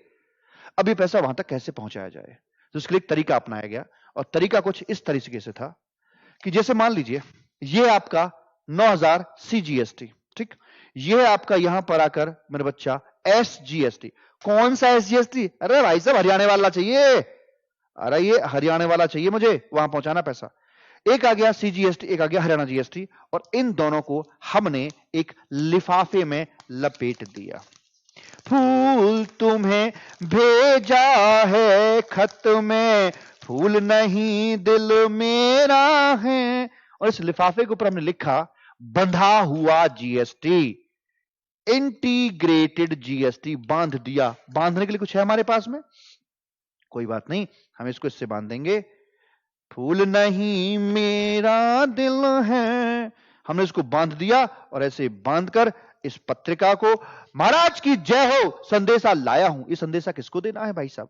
इसको बोला भाई एक काम कर, हरियाणा में तेरी जान पहचान नहीं है तो यूपी का, लेकिन मोदी जी को तो जानता है, सेंट्रल गवर्नमेंट को तो जानता है, तो उनको पास लेकर जा। ये जो संदेशा है ये मोदी जी के पास जाएगा। कल आया है बड़वक, मोदी जी ने देखा, खोला, और खोलने के बाद जब इसमें पाया गया तो ये IGST नाम का लिफाफा था, ये CGST निकाला, CGST फंड में डाल दिया। ये था Haryana GST, baby catch, Haryana को इन्होंने ये सेंट्रल गवर्नमेंट ने ट्रांसफर कर दिया है, खत्म। इस तरह से इन्होंने ये तरीका निकाला कि डेस्टिनेशन स्टेट को पैसा कैसे पहुंचाया जाए। And what is this IGST? अरे IGST कोई टैक्स नहीं है रे, अरे भ्रम से बाहर आ जाओ, भ्रम में मत रहो। IGST कोई टैक्स है ही नहीं, IGST तो लिफाफे का नाम था रे बेबी कैच, ये तो लिफाफे का नाम था। समझ में आ गई? टैक्स दो ही है, CGST SGST, या SGST की जगह पे UTGST से नाम ले लेता है, बट वो दो ही है। IGST कोई टैक्स नहीं है, it's just a packing material, it's just an envelope. ठीक है, ठीक है सर। तो इसलिए यहां पर हमने क्या काम किया कि अब हम ऐसे करेंगे मालिक कि ये जो था ना, अब इसको हमने नाम दिया IGST, 18,000 चार्ज किया, 18,000 सेंट्रल गवर्नमेंट को जाएगा, and then that will be divided in between central government and the destination state, ऐसे करके बंटवारा कर दिया जाएगा। ठीक है, ये सारी बात आपकी यहां पे लिखी हुई है। तो क्या मैं बोलूं कि IGST is nothing but sum total of CGST and Haryana GST, ऐसे करके बोल दिया जाता है। ठीक सर, लिखा है मैंने सारा कुछ कि ये गुड सर्विस पे लगता है और सप्लाई होनी चाहिए, इंटरस्टेट इंट्रास्टेट, तो सारी बात यहां पर आपकी लिखी हुई है। अब थोड़ी सी प्रैक्टिस करके देखते हैं इंट्रास्टेट और इंटर स्टेट की। Are you ready? Yes sir. तो प्रैक्टिस करते हैं यहां से शुरू, हमारा यहां से इसको स्टार्ट करते हैं। लिख दूं स्टार्ट? हाँ, स्टार्ट बेबी, स्टार्ट, छू, स्टार्ट कर दिया। और स्टार्ट में पहला आता है ये अपना महाराष्ट्र से महाराष्ट्र में गुड्स जाता है, महाराज की जय हो। इंट्रास्टेट है CGST SGST, महाराष्ट्र से आगे जाता है यूपी, इंटरस्टेट है IGST है, payable to central government, central government share करेगी 50% CGST fund, balance 50% to UP GST fund, destination वाले पर। यूपी से गया दमन, दमन एक यूनियन टेरिटरी है, IGST लगेगा बिकॉज बीच में बॉर्डर आ जाता है, बिकॉज बीच में बॉर्डर आ जाता है, IGST की बात करके चलेंगे। पैसा जाएगा सेंट्रल गवर्नमेंट को, आधा CGST फंड में ट्रांसफर होगा और बाकी आधा दमन के नाम का UTGST फंड में ट्रांसफर कर दिया जाएगा। दमन से चंडीगढ़, यूटी से यूटी ट्रांसफर, चंडीगढ़ एक यूटी है, यहां पर भी IGST लगेगा बिकॉज बीच में बॉर्डर आया है। 50% goes to CGST fund and balance 50% goes to UTGST fund, जो कि चंडीगढ़ के नाम से वहां पर पहुंच जाएगा। चंडीगढ़ से दिल्ली है, अब दिल्ली क्या है? दिल्ली यूटी है या दिल्ली स्टेट है? सर हम तो पढ़ते आए हैं कि जो दिल्ली है वो एक यूनियन टेरिटरी है, तो यहां पर अगर ये यूनियन टेरिटरी है तो फिर तो भाई साहब इसके ऊपर UTGST की बात होगी, क्योंकि जो IGST बनेगा उसमें 50% तो CGST, बाकी UTGST की बात कर दी जाएगी। लेकिन देखना यह है कि वाकई में दिल्ली यूटी है या स्टेट है। तो पहले यूटी, इस बात को यहां पर पॉज करते हैं और पॉज करके यहां आ जाते हैं कि स्टेट का और यूटीज का आखिरकार चक्कर क्या है। यहां पर कहते हैं, आज से मैं 2-3 साल पहले आपको लिए चलता हूं, हमारे पास में हुआ करते थे 29 स्टेट हमारे पास में हुआ करते थे। हां बोलो, हां ठीक सर। और इसके साथ साथ हमारे पास जो बचपन से पढ़ते आए हैं 7 यूनियन टेरिटरीज हमारे पास में होती हैं। उन 7 में से आज फिल्टर करते हैं चीजों को, 5 प्योर यूटीज हैं, 2 मिक्स यूटी है। मिक्स यूटी का मतलब मेरे बच्चा यह हो गया कि उसमें कुछ कैरेक्टरिस्टिक यूटी के हैं और कुछ कैरेक्टरिस्टिक उसमें स्टेट के आते हैं। दिल्ली है, अपना सीएम है, अपनी असेंबली है, लेकिन दिल्ली पुलिस केजरीवाल साहब के कंट्रोल में नहीं है, दिल्ली के सीएम के कंट्रोल में नहीं है, पावर उनके हाथ में है ही नहीं। हेल्थ सेक्टर इन्हीं के हाथ में है, एजुकेशन इन्हीं के हाथ में है, पुलिस दिल्ली सरकार के सेंट्रल गवर्नमेंट के पास में है। तो इस तरह से पावर्स बटी हुई होती हैं इन बिटवीन सेंटर और स्टेट। और केजरीवाल साहब कई बार कह चुके हैं इस बार दिल्ली को अ कंप्लीट स्टेट का दर्जा दिलवाकर रहेंगे, क्योंकि वो एज ऑफ नाउ यूटी है with some characteristic of state also. तो यहां पर आकर उन्होंने कहा कि भाई फिर इसको क्या बोले, जहां पर उसमें मिक्स कैरेक्टरिस्टिक है तो बोला क्या जाए। अब देखिए जरा, अगर हम आज भी जो बचपन से पढ़ते आए हैं दिल्ली को अगर यूटी मानते हैं तो क्या होगा। तो दिल्ली से अगर ट्रांजैक्शन दिल्ली में कराई जाती है मेरे भूरा, तो ये वैल्यू आई निकल के यहां पे मान लीजिए आपकी 1 लाख रुपए की, और इस पे लगेगा फिर सीजीएसटी लग गया 9,000 रुपए का, और इसमें आपका जो यूटी जीएसटी है वो लग जाएगा 9,000 रुपए का। ये जो सीजीएसटी है ये चला जाएगा भाई साहब सीजीएसटी फंड के अंदर, और जो आपका यूटी जीएसटी है ये चला जाएगा यूटी जीएसटी फंड के अंदर, जिसे कि सेंट्रल गवर्नमेंट ही मैनेज करती है। तो एक बात बताइए, केजरीवाल साहब क्या करेंगे फिर, दिल्ली का सीएम क्या करेगा? न पावर उसके हाथ में और न पैसा उसके हाथ में, झक मारने के लिए सीएम बना है। इसलिए कहा कि नहीं ये नहीं चलेगा, ये नहीं चलेगा। अगर हम दिल्ली को स्टेट मानते हैं तो स्टेट मानते ही यहां पर ये एसजीएसटी आ जाएगा, और एसजीएसटी आते ही पैसा दिल्ली सरकार को चला जाएगा, स्टेट गवर्नमेंट यानी दिल्ली गवर्नमेंट को चला जाएगा। तो इसलिए यही करना पड़ेगा, अगर जीएसटी को लाना था तो यही किया। तो जो आपके मिक्स यूटी हैं उनको कहा गया डीम्ड स्टेट। मानते हो तो अच्छी बात, नहीं तो मानना पड़ेगा, जबरदस्ती है, मेरी नहीं लॉ मेकर की। इनको बोला गया यहां पर आकर मेरे बच्चा डीम्ड स्टेट का नाम यहां पर दे दिया जाता है।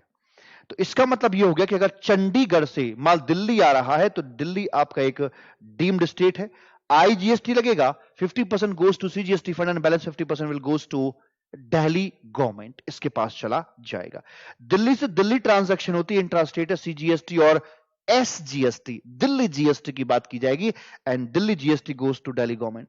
दिल्ली से अंडमान बॉर्डर बीच में आ गया, आईजीएसटी लगेगा, payable to central government, 50% to CGST fund and balance 50% to Andaman चला जाएगा। अंडमान से अंडमान की बात कर रहे हैं मेरे भूरा, तो यहां पर सीजीएसटी और यूटीजीएसटी लगा दिए जाएंगे। सर यूटीजीएसटी कितने फंड हैं मैं आपको बताऊं, यूटीजीएसटी का एक ही फंड है, पांचों का एक ही है।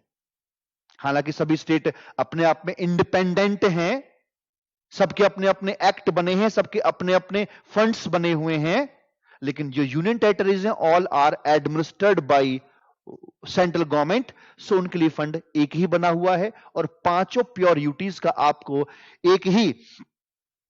एक ही एक्ट भी बना हुआ है। खैर यहां तक हमारी बात हुई, दिल्ली वाला मसला तो निपट गया हमारा, ठीक है जी। उसके बाद एक बात और यहां पर निकल कर आती है कि चलो इसे अभी कराता हूं पूरा, दिल्ली वाला निपट गया ना, पहले इसे करते हैं। अब अंडमान से माल पहुंचता है यूएसए, अंडमान से यूएसए की बात करते हैं, क्या होगा सर, एक्सपोर्ट ट्रांजैक्शन है, डेस्टिनेशन अब्रॉड चला जाता है, और जब डेस्टिनेशन अब्रॉड में है तो फिर इंडिया में टैक्स की बात करेंगे ही नहीं। यूएसए से महाराष्ट्र आता है, सर बीच में बॉर्डर आया, सर इंपोर्ट हुआ है, गुड्स है तो इंपोर्ट ड्यूटी लगेगी, साथ में आईजीएसटी भी उसके ऊपर लगा दिया जाएगा। तो ये था इंट्रा और इंटर का खेल। तो मैं सिखा रहा था आपको कि जीएसटी क्या है, गुड्स या सर्विस चाहिए, बीच में सप्लाई चाहिए, सप्लाई इंट्रा इंटर हो सकती है, और ये चल रही थी उसकी यहां पर आकर प्रैक्टिस मेरे बच्चा, ठीक है। अब जो ये number of state and UTs की हम बात कर रहे थे, तो 28 हमारे पास में 29 नेचुरल स्टेट थे, और यहां पर हमारी 2 मिक्स यूटीज हो गई और 5 अपनी प्योर यूटीज हो जाती हैं। अब इसके बाद एक हुआ है मर्जर और एक हुआ है डीमर्जर, एक मर्जर और एक डीमर्जर। जो यहां पर डीमर्जर हुआ है वो है जम्मू कश्मीर का। आप जानते हैं जम्मू कश्मीर को बाबू मेरे 2 हिस्सों में डिवाइड किया गया। आर्टिकल 370 हटा, पहले जम्मू कश्मीर स्टेट था, अब उसे स्टेट से यूटी में तब्दील किया गया। यूटी भी 2 तरीके की बनाई गई, 2 हिस्सों में बांटा गया, एक प्योर यूटी और एक आपकी मिक्स यूटी।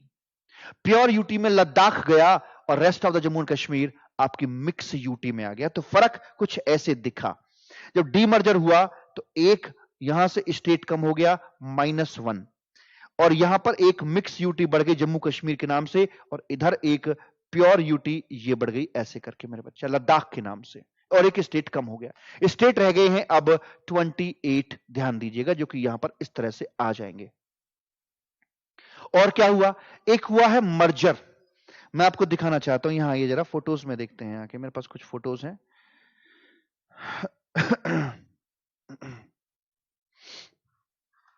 मैं आपको फोटो ढूंढ के दिखाता हूं मेरा बच्चा।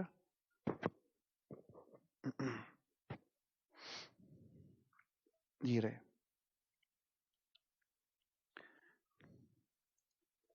देखना, ये इस प्रकार से हुआ था यहां पर इनका डीमर्जर। मैं पूछना चाहता हूं कि आपको 2 अलग अलग कलर ये यहां पर दिखाई दे रहे हैं।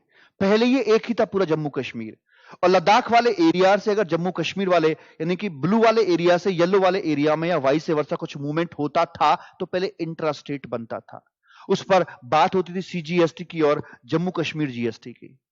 लेकिन अब ये बीच में लाइन आ गई है, एक मिक्स यूटी है जिसे कि डीम्ड स्टेट बोलते हैं। येलो वाला पोर्शन डीम्ड स्टेट है और आपका ब्लू वाला पोर्शन जो है वो यूनियन टेरिटरी है। अगर आज एक दूसरे से क्रॉस ट्रेड होता है तो उसे इंटर स्टेट कहा जाएगा। लद्दाख से माल जम्मू कश्मीर में आया, आईजीएसटी की बात करी जाएगी, उसमें 50% goes to central government and balance 50% will goes to Jammu and Kashmir. Deemed state है, जम्मू कश्मीर सरकार को जाएगा। जम्मू कश्मीर से लद्दाख में अगर कुछ ट्रांजैक्शन हो रही है तो आईजीएसटी लगेगा। आईजीएसटी में 50% goes to central government CGST fund and balance 50% will goes to UT GST fund because destination पर यूटी है। इसी तरीके से ये हुआ था आपका मर्जर, और यहां पर हुआ है बाबू मेरे ये डीमर्जर था, ये मर्जर हुआ है। आपकी 2 यूनियन टेरिटरी यहां पर जो देख सकते हैं आप, छोटी छोटी 2 यूटीज थी और पास पास थी, आप देख लिए दमन एंड दीव, दादर एंड नगर हवेली करके ये यूटीज। सरकार ने इन दोनों को इकट्ठा कर दिया, मर्ज कर दिया, ताकि इनका प्रॉपर एडमिनिस्ट्रेशन हो सके। लड्डू आप बनाते हो तो आप लड्डू के साइज का इतनी क्वांटिटी हाथ में लेते हो, लड्डू हाथ से ऐसे आराम से बन जाते हैं। अगर आप छोटी सी इतनी क्वांटिटी लो तो क्या आप उसे प्रॉपर लड्डू बना पाओगे? नहीं बन पाएगा। तो लड्डू प्रॉपर बन पाए इसलिए क्वांटिटी थोड़ी सी बढ़ानी पड़ती है। अच्छा, क्वांटिटी अगर इतनी सारी हो तब भी लड्डू नहीं बनेगा। मैं कहना यह चाहता हूं कि यूपी जैसा बड़ा स्टेट है, इसके तो और मतलब सब पार्ट होने चाहिए, क्योंकि बहुत बड़ा लड्डू है ये। और ऐसी जो छोटी छोटी ये रसभरी टाइप जो यूनियन टेरिटरीज हैं, इनको इकट्ठा हो जाना चाहिए, मिल जाना चाहिए, ताकि इनका प्रॉपर एडमिनिस्ट्रेशन हो सके, ठीक से लड्डू इनका बन सके। तो इसलिए सरकार ने प्रॉपर एडमिनिस्ट्रेशन के चलते हुए इनको मर्ज कर दिया, 2 in 1 हो गए। जब ये 2 in 1 हो गए, ये तो बड़ा ट्विंग है, तो भाई ऐसे करके यहां पर एक 2 in 1 से एक यूटी घट जाती है। तो यूटीज में प्योर में एक घटी एक बढ़ी, इफेक्ट वही रहा। तो total pure UTs as of now 5 है। टोटल डीम्ड स्टेट आज 3 है और नेचुरल स्टेट आपके 28 हैं। तो फाइनली आपके नेचुरल और डीम्ड सारे स्टेट्स मिलाकर हो जाते हैं मेरे बच्चा कितने सर जी? ये हो जाते हैं सर 31 यहां पर आकर हो जाते हैं, और 5 आपकी यूनियन टेरिटरीज आ जाती हैं। तो 31 ये हो गए और 5 ये 36। इनकी लिस्ट आपको मिलेगी जब आप जीएसटी पोर्टल पर जाएंगे रजिस्ट्रेशन के लिए ना। रजिस्ट्रेशन को आप जाएंगे तो वहां जाकर आपको इनकी जानकारी मिल जाएगी कि कहां कहां से कैसे कैसे हैं, और जो ये मर्जर डीमर्जर हुए हैं उस लिस्ट में नाम आएगा। Because when we goes to GST portal, और वो हमसे पूछता है कि तुम कौन हो और तुम कहां से हो, वेयर योर बिजनेस प्लेस। तो हमें सिलेक्ट करना पड़ता है कि फ्रॉम विच स्टेट वी और union territory we are doing our business. तो उसमें ये सब नाम अकॉर्डिंगली वहां पर लिखे हुए हैं। ठीक है साहब, यस सर। आगे बढ़ते हैं जीएसटी लॉ। जीएसटी लॉ कितने तरह के हैं सर जी? अरे सीधी बात है भाई साहब, अलग GST, CGST, SGST, UTGST, IGST, एक इसका और पांचों के लिए एक। फॉर फाइव इनके लिए एक एक्ट यहां पर बनाकर दिया गया है। जो स्टेट्स हैं सबके अपने अपने एक्ट बने हुए हैं। सीजीएसटी एक्ट में 1 to 174 तक के आपके सेक्शंस दिए हुए हैं मेरे बच्चा। और जो आपका ये एसजीएसटी एक्ट है, इसमें आपके जो सेक्शंस हैं वो कॉपी पेस्ट ही है। आईजीएसटी में कुछ लगभग सारे सेक्शन सीजीएसटी के ही आते हैं, कुछ सेक्शन 20-25 सेक्शन है जो कि इन्होंने एडिशनली यहां पर दे रखे हैं। सिलेबस में क्या है? सीजीएसटी एक्ट, आईजीएसटी एक्ट, ये सिलेबस में है। एसजीएसटी नहीं है, हालांकि होता भी तब भी कोई दिक्कत नहीं, बिकॉज ये सीजीएसटी का ही कॉपी पेस्ट है। यूटीजीएसटी सिलेबस में नहीं है। ऐसे करके बात करते हैं मेरे बच्चा, ठीक है। एंड सर एक बात बताइए, हमने सुना था, हमने सुना है, तुमने, हमने सुना है, क्या सुना है आपने? हमने ये सुना है सर, हमने ये सुना है, हमने ये सुना है, हमने ये सुना है सर कि ये वन नेशन वन लॉ। यहां तो लॉ, बहुत सारे लॉ ही लॉ निकल आए। यहां तो लॉ लॉ लॉ लॉ हो रहा है सर जी, इतनी लॉ आ गई हैं, तो ये क्या मामला है? कोई बात नहीं है। वो गाना नहीं सुना कि फिर भी दिल है हिंदुस्तानी, विविधता में एकता, हम लोगों को समझ सको तो समझो दिल भर जानी, इतने सारे अंतर हैं फिर भी दिल है हिंदुस्तानी।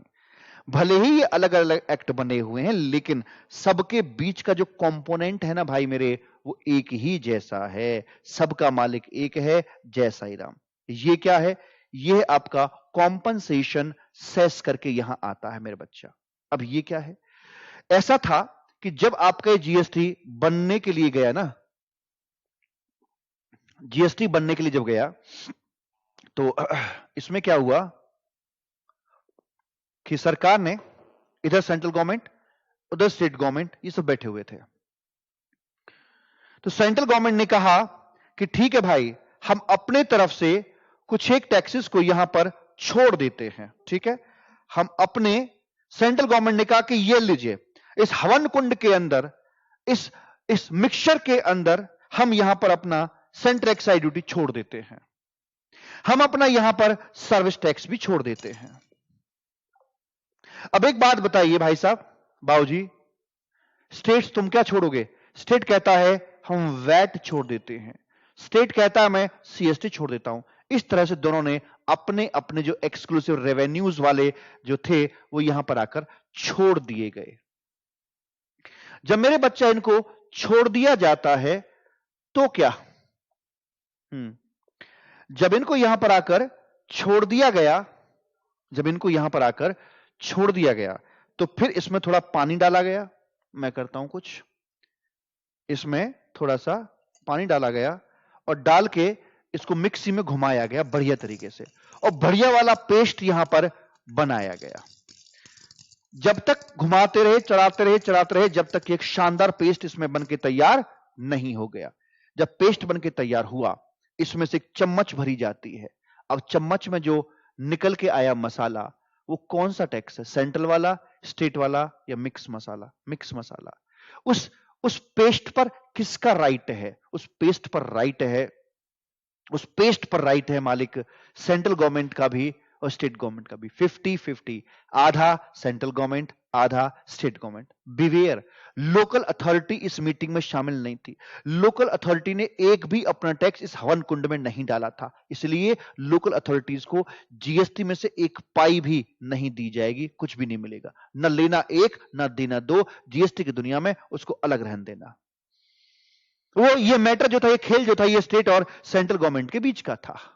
अब क्या हुआ यहां पर आकर, मैं आपको बताऊं, भगवान झूठ ना बुलाए, एक बवाल यहां पर आकर और हो गया कि यहां कुछ ऐसा था कि जो रेवेन्यू आता है वो मान के चलिए आपका उस समय पे 8 लाख करोड़ रेवेन्यू आईडीटी का आ रहा था, जिसमें से आधा नॉर्मली 4 लाख करोड़ जो रेवेन्यू था वो सेंट्रल गवर्नमेंट के पास में था, और 4 लाख करोड़ का जो रेवेन्यू था वो स्टेट गवर्नमेंट के पास में था। ठीक बोले हम? अगर हम ये देखें इसमें आके मेरे बच्चा कि भाई कितना आएगा, 29 स्टेट, 29 अपने स्टेट्स हैं, तो उस समय में 4 लाख डिवाइड बाई 29 वही 13,793, मोटा मोटी 14,000 मान लेते हैं। इनके हाथ में आता था, एवरी के हाथ में 14,000 करोड़, और सेंट्रल गवर्नमेंट के हाथों में 14,000 करोड़ ईच ऑन एवरेज। तो सेंट्रल गवर्नमेंट ने उस समय, अरुण जेटली जी थे, उन्होंने स्टेट को बुलाया और कहा कि इधर आओ, एक काम करते हैं, तुम इधर आओ जरा, एक डेमो करते हैं छोटा सा। ये उनके बीच में किया गया, क्या भला मैं आपको बताता हूं मेरे बच्चा, आइए इधर आओ आप। यहां पर एक बात कही गई, और बात कुछ इस तरीके की थी, पीछे आ जाओ थोड़ा सा। बात कुछ इस तरीके की थी कि आप और हम एक बिजनेस करते हैं, करोगे बिजनेस? हाँ बोलो, हाँ हाँ जी करेंगे बिजनेस।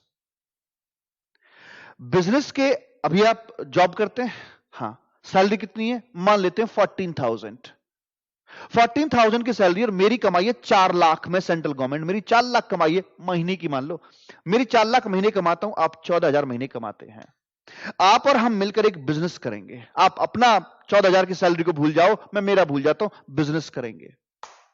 बिजनेस में जो भी प्रॉफिट लॉस होगा आधा आधा बांटेंगे। एग्री करते हो कि नहीं करते? चाहे नफा होगा वो भी आधा आधा। हो सकता है कि प्रॉफिट इतना ज्यादा हो कि आज तुम 14 कमा रहे हो, कल को तुम 30 कमाना शुरू कर दो, या ऐसा भी हो सकता है कि आज तुम 14 कमा रहे हो, कल को तुम्हें 4 भी हाथ ना लगे। क्या ये तुम बिजनेस करना चाहोगे? यस और नो? Why not? क्यों नहीं करना चाहेंगे आप? क्या वजह है? घाटा आ गया तो सब बेकार है। मैं डेमो ना प्री प्लान्ड करके नहीं देता, मैं रैंडमली बुला देता हूं। कह रहे घाटा आ गया, नुकसान हो गया, कह रहे मान लो सर 10,000 करोड़ का कुछ नुकसान हो गया, तो जिसकी कमाई 4 लाख है, 10,000 का नुकसान हो गया, 390 रह गए ना, उस पर कोई फर्क नहीं पड़ने वाला। लेकिन जिसकी कमाई 14,000 है, उसका अगर 10,000 कम हो जाता ना भाई, तो डामाडोल हो जाएगा साला मामला। स्टेट ने मना कर दिया कि सेंट्रल गवर्नमेंट हमें नहीं चाहिए तुम्हारा प्रपोजल। मैंने कहा रुको रुको, ये चलने लगे। मैं कहा रुको रुको रुको यार, रुको रुको रुको, एक काम करते हैं, चलो तुम 14,000 कमा रहे हो ना अभी, तो अगर 14,000 से ज्यादा की कमाई हुई, से 20,000, तो तुम्हारा। लेकिन अगर कमाई हुई 4,000 करोड़ की, या कमाई हुई मान लो 10,000 करोड़ की, तो जो 4,000 का घाटा हुआ है, वो घाटे को हम कॉम्पनसेट करेंगे, वो पैसा हम आपको देंगे। मीनिंग देयर बाय कि आपको हर हाल में कम से कम 14,000 तो मिलेगा ही मिलेगा। अब आप तैयार, मतलब ये तो ऐसा हो गया ना कि घाटे में साझेदारी नहीं है, फायदे में साझेदारी है। कि घाटा हुआ तुम्हें तुम्हारे 14,000 मिलेंगे पूरे के पूरे, प्रॉफिट हुआ वो तुम्हारा। अब बताओ एग्री करोगे नहीं करोगे? अब कर लेंगे, बैठो आप। तो यही वादा किया सेंट्रल गवर्नमेंट ने स्टेट के साथ में, कहा कि हमारी बात सुनो, तुम जो तुम्हारा एग्जिस्टिंग रेवेन्यू कमा रहे हो, इसमें ग्रोथ रेट और लगा दो, जो तुम्हारा एक्सपेक्ट कर रहे हो तुम 15% मान लो, उतना आपको आएगा ही आएगा। अगर उससे कम आया तो उसकी जिम्मेवारी हमारी है, हम उसे पूरा करके आपको देंगे। ये बोल दिया। अब तो स्टेट राजी हो गए। अब सेंट्रल गवर्नमेंट ने बोल तो दिया कि हम ये कॉम्पनसेट करके देंगे, लेकिन बाबू मेरे एक समस्या वही आती है, पैसा कहां से आएगा? तो कहते हैं कि तेल तो तिलों में से ही निकलता है, पैसा तो जनता से ही आएगा।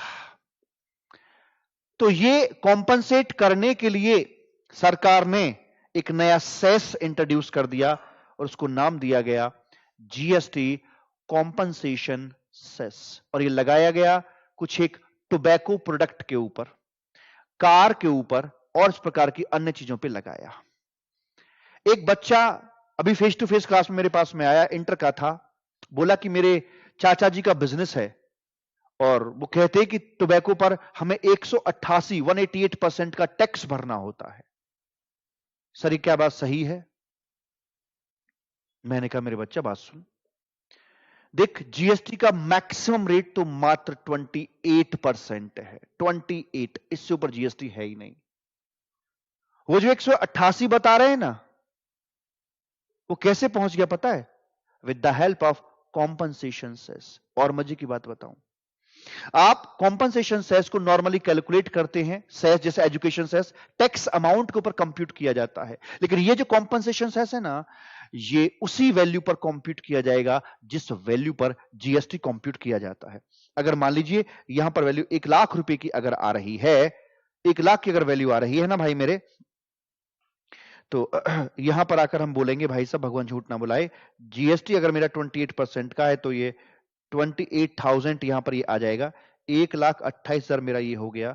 अब जो कॉम्पनसेशन सेस लगेगा वो 28 पर नहीं, वो लगेगा 1 लाख पर ही। मान लीजिए ये आपका 90% का सेस लगता है, तो ये 90,000 आपका यहां निकल कर आ जाएगा। आई होप बात समझ में आ गई होगी। तो इसलिए प्रैक्टिकली लोग ये बोल देते हैं कि भाई 28% का जीएसटी हो गया, 90% का ये, तो जीएसटी का रेट 118% है। वो जीएसटी 118% नहीं है, टेक्निकली ये बात गलत है। जीएसटी अभी भी 28% है, बाकी जो है वो आपका कॉम्पनसेशन सेस है। ठीक, यस। तो इस तरह से यहां पर हमारी बात हुई, अलग अलग लॉ और एक बनाया गया था, तो इसके लिए सरकार ने ना कॉम्पनसेशन सेस एक्ट यहां पर बनाकर तैयार कर दिया, और इसमें सरकार ने वादा किया है सिर्फ और सिर्फ और सिर्फ 5 इयर्स का, 5 सालों के लिए सरकार ने यहां पे वादा किया है कि 5 साल तक हम आपकी मदद यहां पे करते रहेंगे। 5 साल पूरे हो गए हैं, मदद खत्म हो चुकी है। आगे आता है concept of input tax credit. क्या मेरे बच्चा? Concept of input tax credit की हम बात करने के लिए जा रहे हैं। ये टैक्स क्रेडिट का कॉन्सेप्ट कहां से आया है मैं बताता हूं। एक व्यक्ति है जिसने कि यहां पर आकर, हम ये देख रहे हैं कि क्रेडिट कॉन्सेप्ट क्यों, छोटी मोटी बातें हैं मालिक, मुझे पता है कि आप में से कई सारे बच्चों को ये बातें आती होंगी, बट फिर भी मेरा फर्ज बनेगा कि मैं सारी बातें आपको बताऊंगा जरूर, मानूंगा नहीं मैं। पता नहीं कब कौन से बच्चे ने किस तरीके से चीजों को पढ़ रखा है, कुछ नहीं पता है। तो यहां पर आकर कहते हैं कि भाई साहब, भैया जी, बाबूजी, ये रॉ मटेरियल से वायर यहां पर बना दिया गया है, वायर पर वैल्यू निकाली गई, इतनी आ गई, जीएसटी ये आ गया, टोटल ये आ गया, 18 रुपए की यहां पर बात हो जाती है। अब इस वायर को खरीद कर ले जाता है नेक्स्ट वाला बंदा, जो इस वायर से कंप्रेसर तैयार करेगा। इस कंप्रेसर के वायर से कंप्रेसर तैयार करेगा, इस कंप्रेसर के अंदर वायर लगी हुई है। इस वायर से इन्होंने कंप्रेसर अपनी बना दी मेरे बच्चा। कंप्रेसर की वैल्यू रखी 1,000, इतने का जीएसटी आ गया, ये आ गया। अब क्या यहां पर डबल टैक्सेशन नहीं हो गया कि वायर जिस पर ऑलरेडी टैक्स जा चुका है, अब अगेन वो वायर मोटर में घुसकर और पूरी मोटर की वैल्यू पर टैक्स लगाना, क्या ये उचित है? नहीं। इसने कहा साहब वायर पे तो टैक्स जा चुका है, उतना कम लो। अब उन्होंने कहा ठीक है जी। तो सरकार ने कहा ठीक है, उतना कम दे दे। तो 18 रुपए का क्रेडिट सरकार ने दे दिया, और तू, हमने कहा कि तू 162 हमें दे दे। 18 पहले पहुंच गए थे, 162 यहां पहुंच गए, चीजें बराबर साथ साथ चल रही हैं। अब तक 180 रुपए का टैक्स बना था, 180 यहां तक सरकार के खजाने में पहुंच चुके हैं। ये प्रैक्टिकली हुआ क्या, जरा बात की लचक को पकड़ेंगे आप। हमने टोटल ग्रॉस में टोटल निकाला, और जितना परचेज पर इनपुट साइड पर हमारा टैक्स बनता था, उसको हमने उतने की रियायत दे दी, उतने का क्रेडिट दे दिया। वास्तविकता बताता हूं मैं आपको, जीएसटी कोई नई चीज नहीं, ये तो आपका वैल्यू एडेड टैक्स है। जो जितनी वैल्यू ऐड करेगा उसे उतने अमाउंट पर टैक्स भरना पड़ेगा। इसने कितनी वैल्यू ऐड करी? इसने वैल्यू ऐड करी सर जी, यहां पर आकर भगवान झूठ ना बुलाए, इसने वैल्यू ऐड करी, 100 रुपए का ये प्रोडक्ट था, इसने 1000 रुपए का बना दिया, 900 रुपीज की इसने वैल्यू ऐड कर दी है।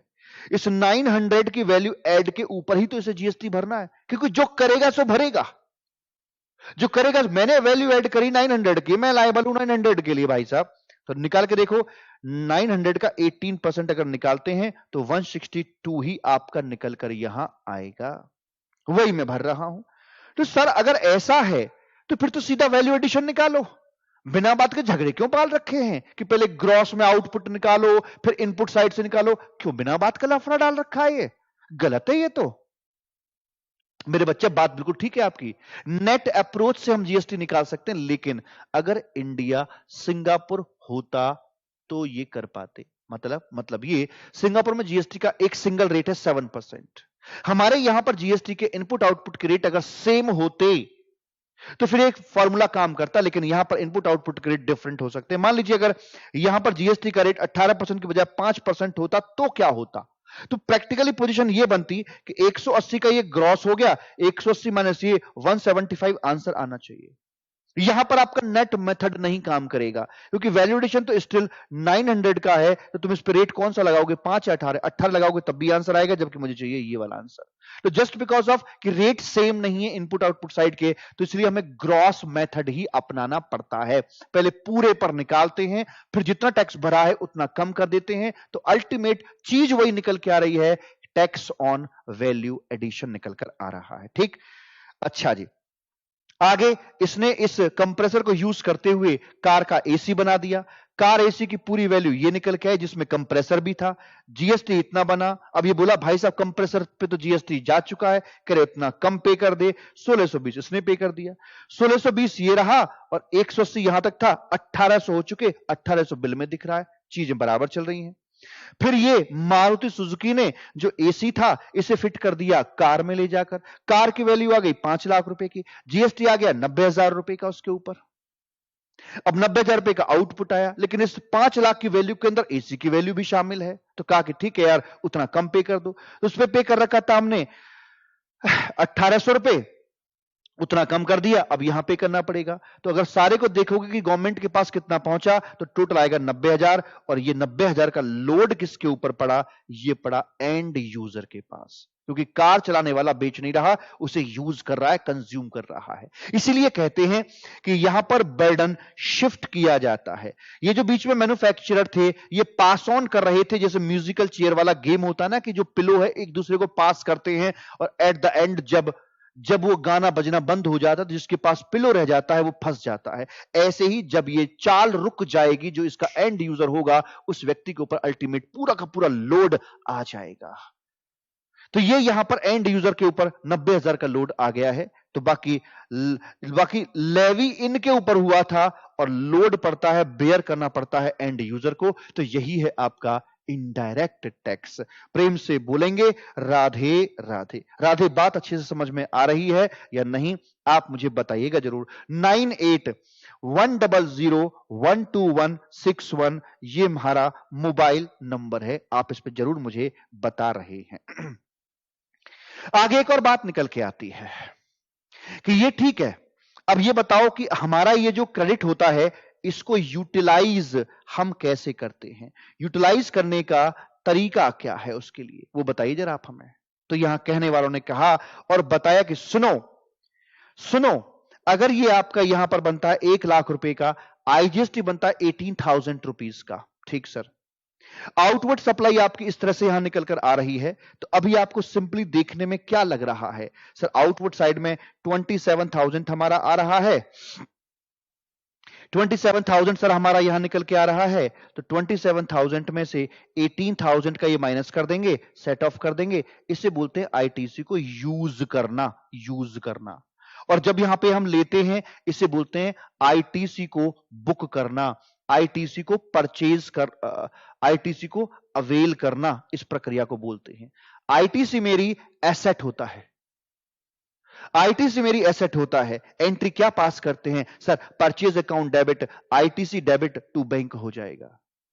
आईटीसी अलाउ कर दिया, अवेल कर दिया, कुल मिलाकर 12 कंडीशंस होती हैं आईटीसी को अवेल करने के लिए, यूं ही नहीं मिल जाता आईटीसी। ठीक सर जी, लेकिन ये जो यूज करने वाली बात है, यूज करने के अपने कुछ नियम कानून होते हैं, तौर तरीके होते हैं, एवं ही वो यूज नहीं हो जाता है। ठीक सर जी, कैसे करना होता है हमें, सुनिए हमारी बात।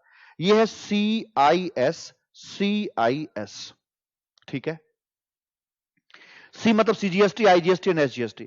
क्या CGST CGST के लिए इस्तेमाल हो जाएगा? यस। यस के लिए हो जाएगा? यस। यस के लिए हो जाएगा? यस। अपने की भूख तो मिटाई देंगे। ये इधर साइड में ITC है मेरा, इधर साइड में मेरा आउटपुट टैक्स, अपने अपने के लिए इस्तेमाल हो जाएंगे। क्या CGST IGST के लिए इस्तेमाल हो जाएगा? हाँ हो जाएगा। मैं जानता हूं आपको ऐसा लग रहा है कि हां इस्तेमाल हो जाएगा, लेकिन मन में कुछ कसक सी भी है। ऐसी कसक है जिसे बोलते हैं कि मैं तुमसे प्यार तो करती हूं पर एज ए फ्रेंड ऐसा कुछ है सर। यूज तो कराओ लेकिन 50% तक कराओ सर, ऐसी बात आपके मन में, because IGST is nothing but sum total of CGST and UTGST. यहां पर ये होता है सर प्रैक्टिकली, ये कुछ इस तरीके से काम करता है। देखिए ये अगर 50% की वाली बात हमने यूटिलाइजेशन में डाली तो चीजें कॉम्प्लेक्स हो जाएंगी। गवर्नमेंट ने कहा तुम धड़ल्ले से यूज करो, हम अपने लेवल पर खुद मैनेज कर लेंगे उस चीज को, तुम्हें उसमें दिक्कत की आवश्यकता नहीं है, वो हम खुद मैनेज करेंगे। उसके लिए सेक्शन आएंगे आगे चल के, 53 करके सेक्शन आएगा, वो बताएगा कि कैसे मैनेज करना है। वो गवर्नमेंट का इंटरनल मैटर है, आप पूरा इस्तेमाल कर सकते हैं। क्या सीजीएसटी का क्रेडिट एसजीएसटी के लिए इस्तेमाल हो सकता है? नहीं, लेवल चेंज हो गया। वो सेंट्रल गवर्नमेंट का क्रेडिट है तो स्टेट जीएसटी के लिए कैसे इस्तेमाल हो जाएगा, प्रॉब्लम है। आईजीएसटी अपने के साथ साथ क्या सीजीएसटी के लिए इस्तेमाल हो सकता है? हां, उसमें कंपोनेंट होते हैं इसके। आईजीएसटी एसजीएसटी के लिए हां बिल्कुल इसमें कंपोनेंट होते हैं, यानी कि आईजीएसटी तो किसी के लिए भी इस्तेमाल किया जा सकता है। एसजीएसटी अपने के लिए इस्तेमाल हो जाएगा? हां हो जाएगा। क्या एसजीएसटी अपना आईजीएसटी के लिए इस्तेमाल हो जाएगा? हां हो जाएगा। क्या एसजीएसटी यूटीजीएसटी सीजीएसटी के लिए इस्तेमाल हो जाएगा? नहीं, सरकार चेंज हो गई। एसजीएसटी का आईटीसी, एसजीएसटी का जो आईटीसी है वो हम अपने सीजीएसटी के आईटीसी के लिए इस्तेमाल नहीं कर सकते हैं। प्रेम से बोलेंगे राधे राधे, लेवल चेंज हो जाता है। तो क्या मैं इसको ऐसे बोलूं कि हम क्रॉस यूटिलाइजेशन ऐसे कर सकते हैं, ऐसे ऐसे ऐसे ऐसे ऐसे ऐसे ऐसे, बात खत्म। ये कर सकते हैं, बिल्कुल कर सकते हैं। यूटीजीएसटी जो होती है वो ऐसे है जैसे एक व्यक्ति की दो पत्नियां, दोनों इकट्ठी नहीं बैठ सकती है ना। ऐसे ही एक ट्रांजैक्शन में या तो दिखेगा आपको एसजीएसटी या दिखेगा यूटीजीएसटी। एक ही ट्रांजैक्शन में आप चेक करके देख लेना, एक ही ट्रांजैक्शन में दोनों कभी नहीं आ सकते हैं। तो यहां इसका आ जाता है, तो जिस तरह से बिहेव करता है एसजीएसटी उसी तरह से बिहेव करेगा यूटीजीएसटी। मतलब ये कि यूटीजीएसटी यूटीजीएसटी के लिए इस्तेमाल हो सकता है, यस। यूटीजीएसटी आईजीएसटी के लिए इस्तेमाल हो सकता है, यस। क्या यूटीजीएसटी सीजीएसटी के लिए इस्तेमाल हो सकता है? The answer is no. तो ये तो पहली बात पता लगी कि कौन किसके लिए इस्तेमाल हो सकता है। दूसरी बात, क्या इसका इस्तेमाल करने का कोई सीक्वेंस भी होता है? हां होता है, सीक्वेंस भी होता है। सबसे पहले हमें इसको ठिकाने लगाना है, हमारा जो आईजीएसटी है इसको नंबर 1। जब तक ये खत्म ना हो जाए तब तक आप सीजीएसटी या किसी और को हाथ भी नहीं लगा सकते, पहले ये खत्म करना पड़ेगा। फिर नंबर 2 पर इसका आएगा, फिर नंबर 3 पर आपका ये आएगा। ये क्रम आपको अपनाना मैंडेटरी है, आप अपना मन मर्जी से कुछ नहीं कर सकते, जो बोला गया है आपको वैसे ही करना पड़ेगा। यह है एक्सटर्नल सीक्वेंस। एक्सटर्नल के साथ साथ इसमें एक इंटरनल सीक्वेंस भी है। वो क्या है कि ठीक है मैंने आईजीएसटी नाम की बकरी को पकड़ा इस आउटपुट शेर के सामने ले जाने के लिए, किसके लिए यूज हो जाएगा इसका? तो पहले किसका, पहले आईजीएसटी आईजीएसटी के लिए यूज होगा, सीजीएसटी के लिए या इसके लिए?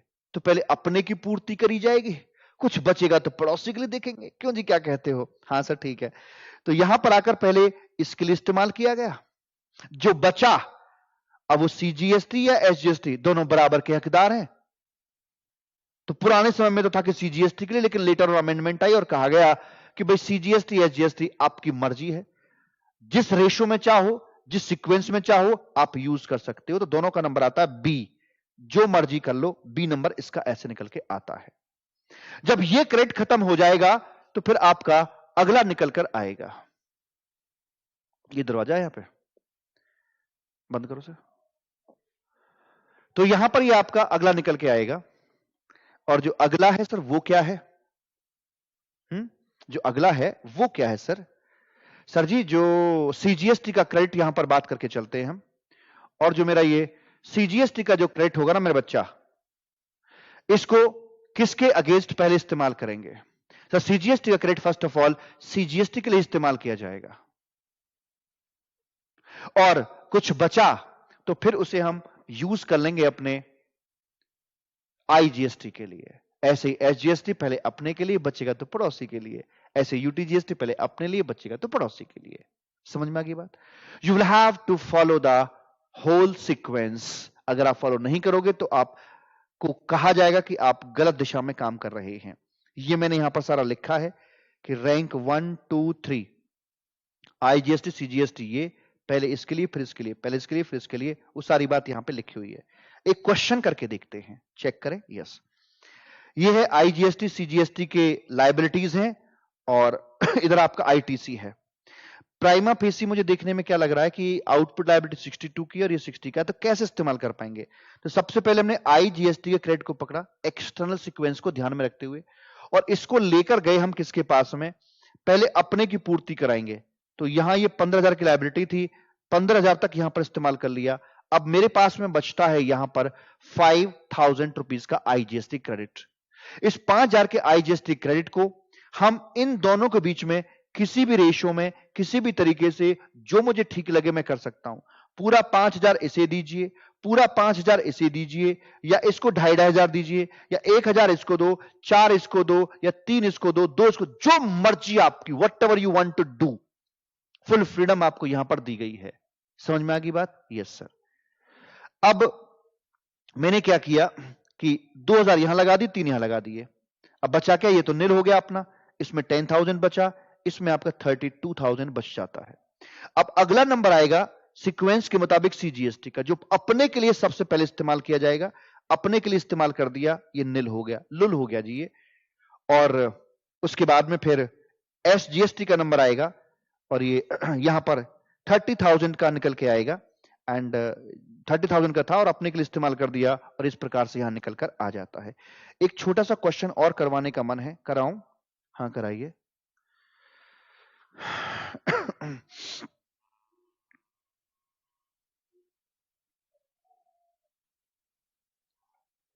हाँ जी साहब कराइए।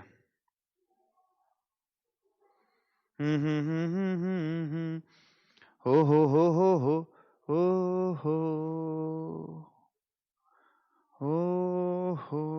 एक छोटा क्वेश्चन है मेरे पास में, छोटा है मगर खोटा है भाई साहब, क्या बताएं आपको। कॉपी कर लिया, और कॉपी करके भाई साहब चल मेरे राजा इत्थे आजा, और इस राजा को इधर ले आए हम यहां पर। ठीक है मालिक, अभी ये करके दिखाओ, अभी ये करके दिखाओ, आपको ये करके दिखाना है। बताइए इसका किस प्रकार से ट्रीटमेंट आप देंगे? हम करके दिखाएं? हाँ जी करिए। तो शुरू करते हैं, आप भी करो हम भी करते हैं, दोनों इकट्ठे मिलके करते हैं। तो हम देख रहे हैं कि हमारा आउटपुट GST कुछ इस तरह से आ रहा है। आउटपुट GST क्रम से लिखेंगे हम लोग, पहले IGST, फिर CGST, फिर SGST। ठीक है, इधर भी ITC किसका? IGST का, ITC CGST का, ITC SGST का। ये भी हमने अपने यहां पर लिख दिया है मेरा बच्चा। कितना कितना सर जी? ये क्रेडिट जो था इधर था भाई साहब 15,000 रुपए, और CGST था 10,000, और SGST था अपना 12,000। ठीक है, उसके बाद फिर क्या हुआ? फिर ये हुआ कि जो IGST है वो आउटपुट लायबिलिटी 12,000, CGST की 18,000, और SGST की 9,000। ठीक लिखा मैंने? 12, 8 और 9। ठीक है, ओके। तो फर्स्ट ऑफ ऑल इस बकरी को पकड़ेंगे और इसे लेकर जाएंगे हम किसके पास? इस शेर के पास में, जो कि यहां पर मैक्स टू मैक्स 12,000 तक यूज हो पाएगी। और यहां पर ये तो हो गया भाई साहब आपका निल, और आगे बचता आपके पास में इसमें 3,000 बच जाता है। उस 3,000 को मैं किसके अगेंस्ट यूज करूं? किसके अगेंस्ट यूज करूं? सर इसे आप किसी भी रेशो में किसी के लिए भी इस्तेमाल कर सकते हैं, पर फिर भी कर तो कुछ भी सकता हूं, मेरी मर्जी, सही हर केस में होगा, लेकिन मदद गरीबों की करनी चाहिए, हारे का सहारा बनना चाहिए। जो हार रहा हो उसको सहारा दे दो। यहां हार कौन रहा है? सीजीएसटी का क्रेडिट 10,000 का, सीजीएसटी की लायबिलिटी 18 की है। एसजीएसटी क्रेडिट का भंडार पड़ा है, लायबिलिटी कम है, तो एसजीएसटी जीता हुआ है, हार रहा है सीजीएसटी, उसकी मदद कर दो। तो आप पूरा का पूरा यहां पर सीजीएसटी लगा दो, जिससे कि आपका आईटीसी बेस्ट मैनर में यूटिलाइज हो पाएगा। ठीक मेरे बच्चा? हां सर, एकदम ठीक है, कोनो दिक्कत वाली बात नहीं है। अच्छा, अब इसके बाद में ये निपटा दिया जी? हाँ, निपटा दिया। ये बचता है यहां पर आपका 15,000 रुपए ये बच जाता है, 9,000 आपका यहां पर ये ऐसे करके आ जाता है। अब मैंने इसको पकड़ा, इस बकरी को पकड़ा कि चल तुझे शेर के पास लेके चलता हूं, इसका शेर मिलेगा यहां पर। पूरा का पूरा 10,000 मैंने यहां पर इस्तेमाल कर दिया, 5,000 मेरा यहां पर आकर बच जाता है ये। उसके बाद में ये मेरा कुछ नहीं, ये मेरा नील हो ही चुका था, अब इधर कुछ है ही नहीं, तो ये 9 का 9 मेरा यहां पर आ जाता है। अब मेरा एचजीएसटी क्रेडिट था, पहले अपने की भूख मिटाएगा, और यहां पर ये इसने 9,000 का पेमेंट कर दिया है। बचा इस पर 3,000। क्या बचे 3,000 को सीजीएसटी के लिए इस्तेमाल कर सकता हूं? क्या एसजीएसटी का क्रेडिट सीजीएसटी के लिए इस्तेमाल हो सकता है? The answer is no, not at all, नहीं हो सकता है। तो फिर क्या करेंगे? तो कुछ नहीं करना है, अब आपका ये नील हो गया, ये नील हो गया, ये 5,000। आपको ये 5,000 अब कैश में पे करना ही पड़ेगा। एंड व्हाट अबाउट द जो आईटीसी आपका बचा हुआ था एसजीएसटी वाला 3,000 रुपए का, उसका क्या? अनंत काल तक कैरी फॉरवर्ड किया जा सकता है, शराब की तरह होता है ये, रखे रहने दो, खराब नहीं होगी। ये भी खराब नहीं होता है, कैरी फॉरवर्ड होता रहेगा। तो ये था आपका यूटिलाइजेशन की, यहां पर हम लोग बात कर रहे थे। ठीक है जी, तो चलो मालिक, अब हम ब्रेक लेते हैं और ब्रेक के बाद चर्चा को आगे बढ़ाएंगे। वैसे अब तक हमने क्या क्या बातें पढ़ी हैं? टैक्स क्या है, कितने तरह का होता है, डेस्टिनेशन प्रिंसिपल क्या है, उसके बाद में सीएसटी कॉन्सेप्ट क्या था, जीएसटी क्यों आया, 4 पिलर्स पर आया, जीएसटी का मॉडल कैसा है, सप्लाई इंट्रा इंटर, उसकी हमने प्रैक्टिस करी, टोटल नंबर ऑफ स्टेट और यूटीज क्या है, मर्जर डीमर्जर वो देखा, क्रेडिट कॉन्सेप्ट क्यों बना हुआ है, वैल्यू एडिशन किस तरह से काम करता है, एंड यूटिलाइजेशन का क्या सिस्टम बना हुआ है, ये हमने यहां पर देखा है। अब मालिक ब्रेक ले लें? हाँ सर जी, ब्रेक लेते हैं। तो आप मेरे बच्चा, ये रहा आपका ब्रेक। Ton ton.